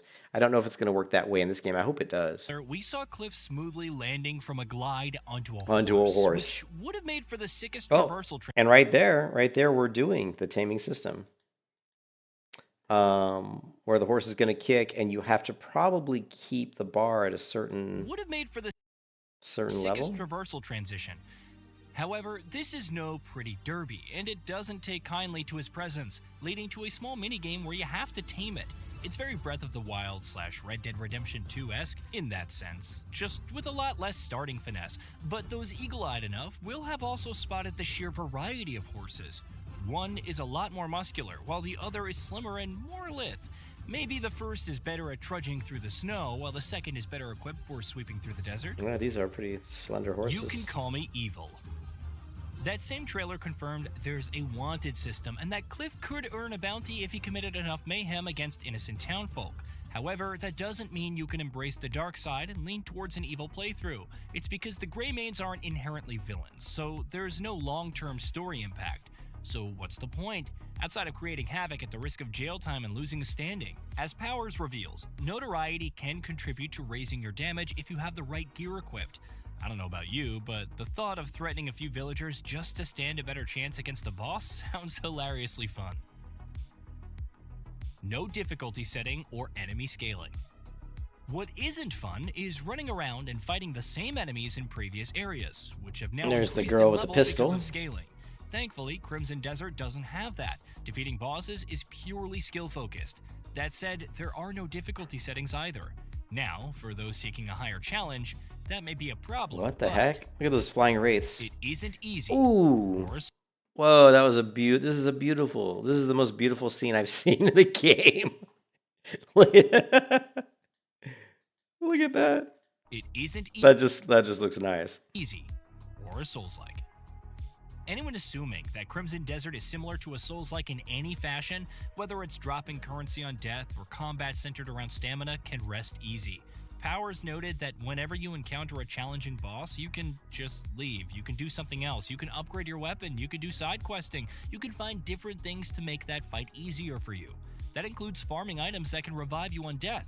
But is it easy? He empathetically and definitively says, hell no. Unbroken Sword. Before it became a full-fledged single-player experience, Crimson Desert experimented with weapon durability. Thankfully, weapons in their current state have unlimited durability, so no amount of smacking No, see, I'm not a fan of that. I think that it should have weapon. I think durability should be in every game. I mean, this isn't an MMO, and I keep talking about it because I'm an MMO player, and this game originally was going to be an MMO, but I love weapon durability. I love it when the weapons break, because the good thing about weapons breaking is not maybe the best for like a single player game, but it works great for MMOs because that means there's always a need for weapons, which means there's always a need for people to craft weapons, which just really helps the economy and helps the crafting. So maybe not for a single player game like this, but I do like weapon durability in general. enemies or bystanders will cause them to break. That may not apply to certain resource gathering tools, including blacksmith hammers, woodcutting axes, and pickaxes. Thankfully, they're easy enough to discover and craft, so you won't be feeling the crunch. Character switching. As you already know, there are 2 additional characters to unlock, Damiane and Unka, alongside Cliff, each Unka. with unique playstyles, abilities, and weapons. Each is individually mocapped, lending to a different feel and personality to their gameplay, according to Powers. But even more interesting is what he said about character switching, or rather didn't. When asked if you could swap between the 3 characters at any time or go to a hub, like the Greymane's base, and switch, he responded, "There are some specific things that we're still leaving to be discovered. Needless to say, we're excited for what this entails and how it will affect combat." The campaign is only the beginning.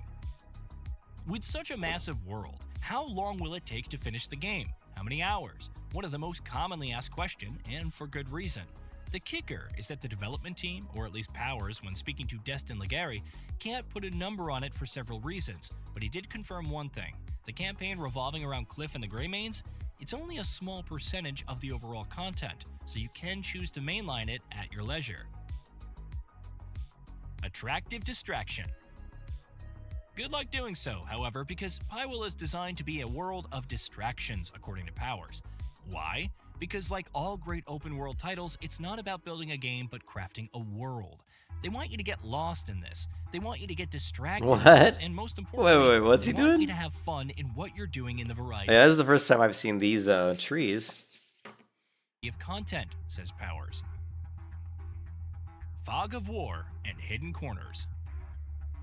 Maybe it's because Cliff has never really traversed the greater continent of Pywell, sticking to the Greymane's home region of Pauloon, but there's a fog of war on the map. It'll clear up as you explore and still have relative freedom to go anywhere in the world, further incentivizing exploration and seeing what's out there. One concern I had was with flying mounts, like dragons. The war robot looks so cool as can be, but why stick to the ground when you can easily traverse the land by air? The answer is the presence of tons of hidden corners, as Powers described it. You won't be able to see things from afar, which means actually scouring the land to discover things. Yeah, makes sense. It's a good point. Mini games galore. Go back to the tail end of the third features overview trailer, and what do you see? A horse race, an arm wrestling contest, and a shooter contest. There's even a scene where Cliff is playing rock, paper, scissors with some kids. These are all additional side activities that you can discover. That's what really cements Crimson Desert to me, even with so many weeks left to go before launch. No matter how many deep dives or podcasts we get with more information, there is still so much more to That's uncover. cool. That was cool looking. 4K 60 FPS with ray tracing and no upscaling. Crimson Desert went gold 2 months ahead of launch, and the development team has been busy with optimization. It's still yet to detail frame rates and resolutions on consoles. PS5 Pro support is confirmed at least, but Powers did note to IGN that the title can run at native 4K 60 FPS with ray tracing enabled and no DLSS or FSR thanks to the engine. And then, if you want to further optimize, then you can tweak all the settings and do all the things, but we want to show that you don't have to. Like, the game itself should be able to stand on its own. Again, this doesn't mean it will run at those exact settings on PS5 Pro, but PC players will have a field day at the very least. No demo. Unfortunately, there won't be a free demo before launch, despite the presence of demos at events like Gamescom. The reason for this is there will be plenty of information to help or just have anything to say about additional content. Well, I think that's enough. We went through. I've gone through. We went through WolfHearts, which is the one I really wanted to go through. Puzzles And and make sure you give WolfHeart a like because he did a great job on this video. I don't know why he doesn't have more views. This is a great, I think, take. I was so weird because I was like gonna buy it, then I wasn't gonna buy it. I saw Fextra Life video and his was like he really bashed the game quite a bit. I was really surprised.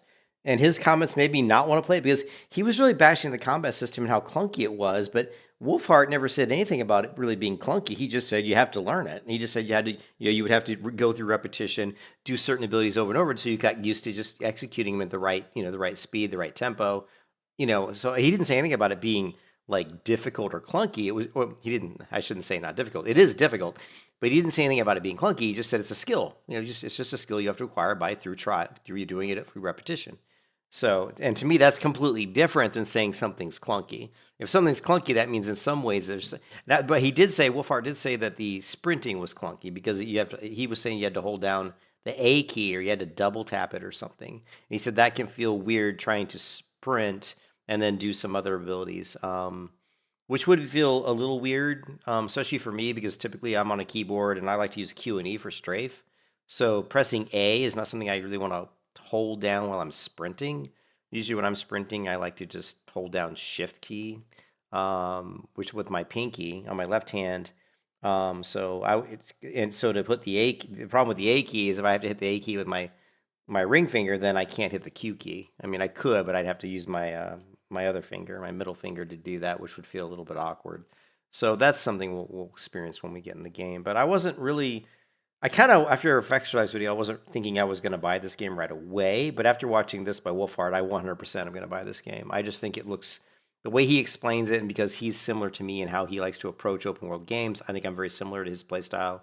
It just looks too good. I mean, the exploration, the systems, the combat, it just looks way too good. Especially that there's just that one part of this video where all I have to do is watch this and I know that I want to play the game. It's just like, I only needed to watch the one sequence where he's just fighting people and be like, okay, this just looks too good, Let's see if I can find it here really quickly.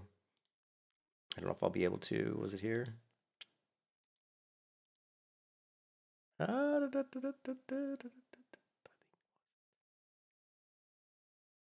Yeah, I think it was here.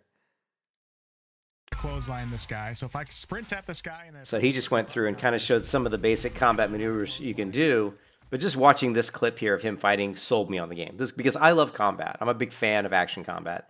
And not Souls-like combat. That's different. But action combat. I'm a huge fan of Terra's combat system, Black Desert's combat system. Combat systems, like even Guild Wars 2 is not as good, but it's still pretty good. Guild Wars 2, C9 Continent of the Ninth Seals combat system was solid. I'm trying to think of some other ones that were like MMOs that had good like action-based combat systems. There's a few others, but mostly like BDO, Terra. There's some other like like Ion 2 had a pretty decent, not the best, but decent action combat. What's another one? There's got to be other ones that we have that have good action combat systems. I mean, really, Terra is my favorite one, which is why I'm currently working on making my own Terra prototype. I've got a couple different projects. I mean, this is a new one that I created because I'm doing some different constructions. But I've got another one where I've already implemented a bunch of combat and stuff, and that's where I'm trying to learn how to create like an action-based combat system as a prototype, just because it's for fun, Eventually, because the thing is now with AI and stuff, I think that by the time, because my goal is that when I retire from work, which is going to be hopefully within about 10 years from now, then I'm just going to make my own game. And I'm hoping the AI tools will be good enough that I can create kind of a small scale like combat prototype MMO. We'll see. That's the dream. We'll see. But I'm just going to let this play. If you watch the combat here, I think it's good enough if you're a lover of combat in MMOs or even single player games of action combat. I think this is enough for me to make me want to buy the game, because this combat looks so good that I can sit here and do this for like a couple weeks straight. Just explore the world, fight people, get the artifacts. Because remember, by fighting these people, we're gonna move this yellow bar up, and once it reaches the top, you're gonna gain an artifact. And like to learn a new skill or level up a skill, I think takes, at least in the pictures we saw, takes about 3 artifacts. So I mean, just farming mobs to get artifacts isn't a way to progress your character. So that's my favorite way to progress, is by doing combat. So And do a heavy attack. Oh, wrong button. See, I still press wrong buttons. Actually, let me use that attack. We're just going to grab this guy right here. Did have to upgrade that skill to be able to do that.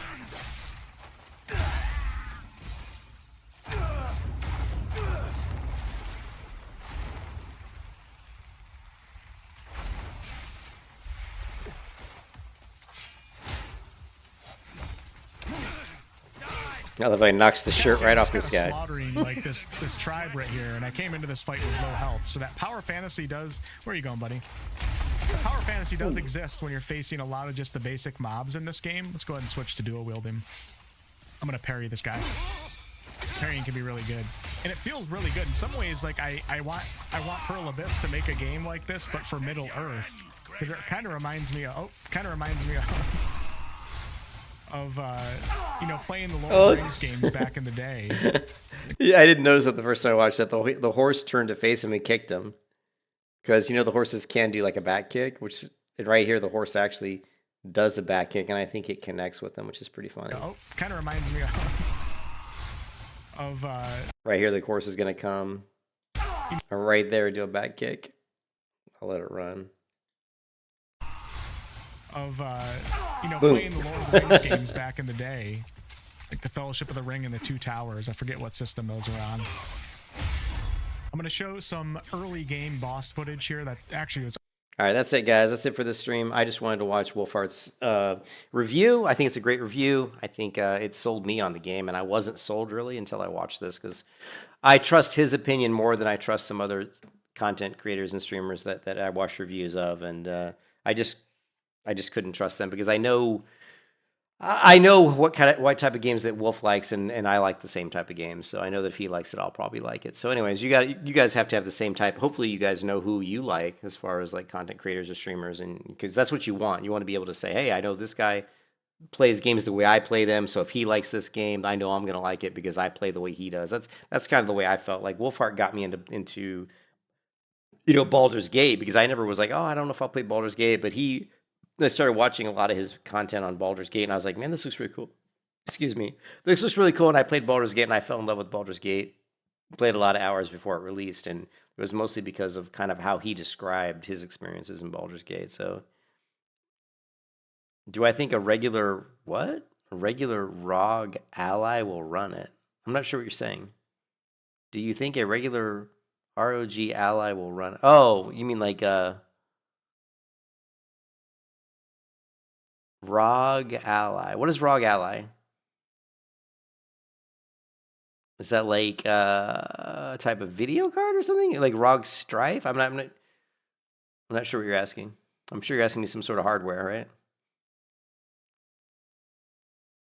I mean, if we look at the, it's a handheld. Oh no, I have no idea, dude. I would probably not. I mean, I don't know. I mean,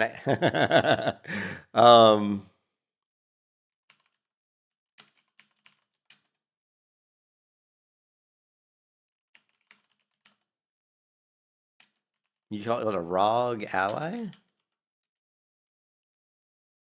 Crimson is expected to run on the ROG Ally at 720. It says it will. It says right here, expected to run the ROG at 720p resolution using FSR game generation performance around 40 FPS. I mean, it's definitely, you're definitely going to have to turn the settings way down, but it looks like it will. It does look like it will. It says the ROG Ally expected to achieve 40 FPS. You know? I don't know what a ROG Ally is. So decade-old GPU or Ryzen 5 7600. Graphics presets, upscale, GPU, 5500, 9700 RTX. I'm on an RTX 4080 Super, and I'm on a AMD Ryzen 7? Holy shit, how come I don't know my own?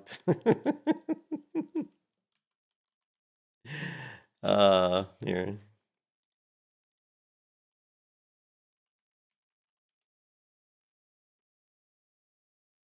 I am on an AMD Ryzen 7 7800. So yeah, so I mean, basically, I probably, and WolfHeart was running a 48, so I probably am going to fall into the Ultra, but I might run it at high settings. But I'll be running 1440, probably on high settings, maybe some Ultra settings. But yeah, I think it sounds like it will. Your kids won't let you play. Your kids won't let you play. Well, it sounds like it will, though. It sounds like it will on the ROG. It's probably going to be, you're probably going to have the graphics turned all the way down, though.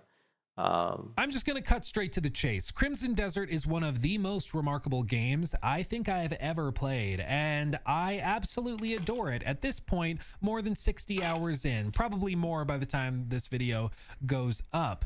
It's far from perfect, but I am so thoroughly impressed with it. I think its strengths far outweigh its weaknesses. It is massive. It's complex. I'm not familiar with this streamer, but he's got a ton of subscribers. I have never watched one of your videos, but I love your streaming room. The lighting, the backdrop. I love his, look at his backdrop, dude. This lighting is perfect. Like I hate bright lights. I have a aversion to bright lights. My eyes do. This lighting he has in this room is absolutely beautiful. I love it. And he's got a little bit of a bright light here, which is coming from behind him. Probably only when he's streaming. I would turn that light off, but I just love his setup. I love his all his little toys here, and the way his room is set up with shelves, and it's absolutely gorgeous. He's got some candles here. He's into camera. He's got a camera. He's got a beautiful desk with plenty of space on it and good depth for it. And he's got a great room here for his boom, for his mic boom. This is a great setup.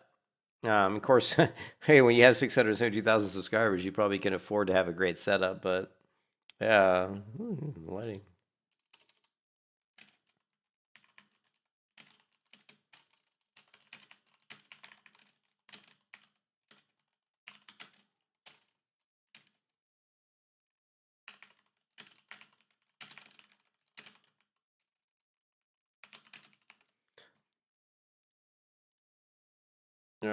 We'll go ahead and subscribe to Luke because I've seen some of his videos. I just haven't really watched him. He's popped up on the Crimson stuff lately.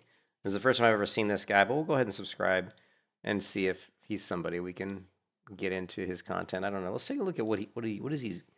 Let's see what he normally covers. It's a deep dive intricate in game industry. Crimson Desert, Crimson.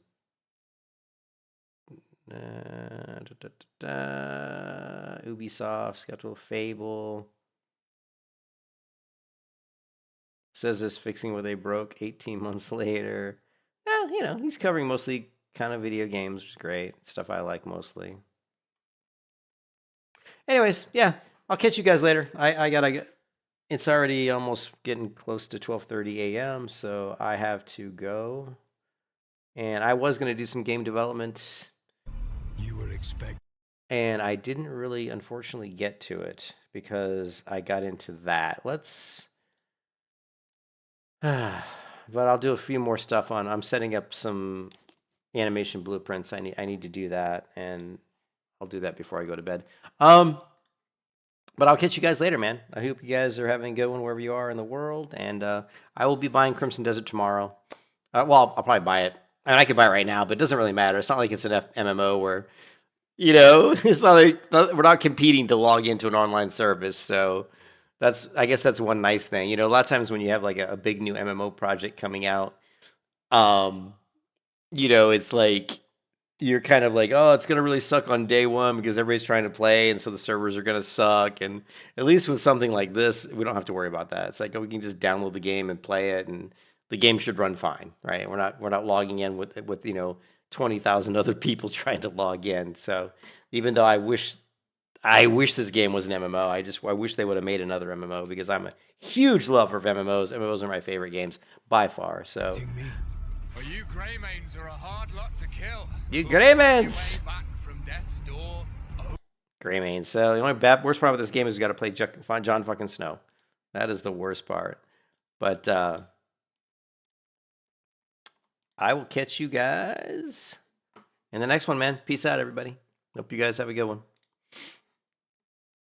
Peace out.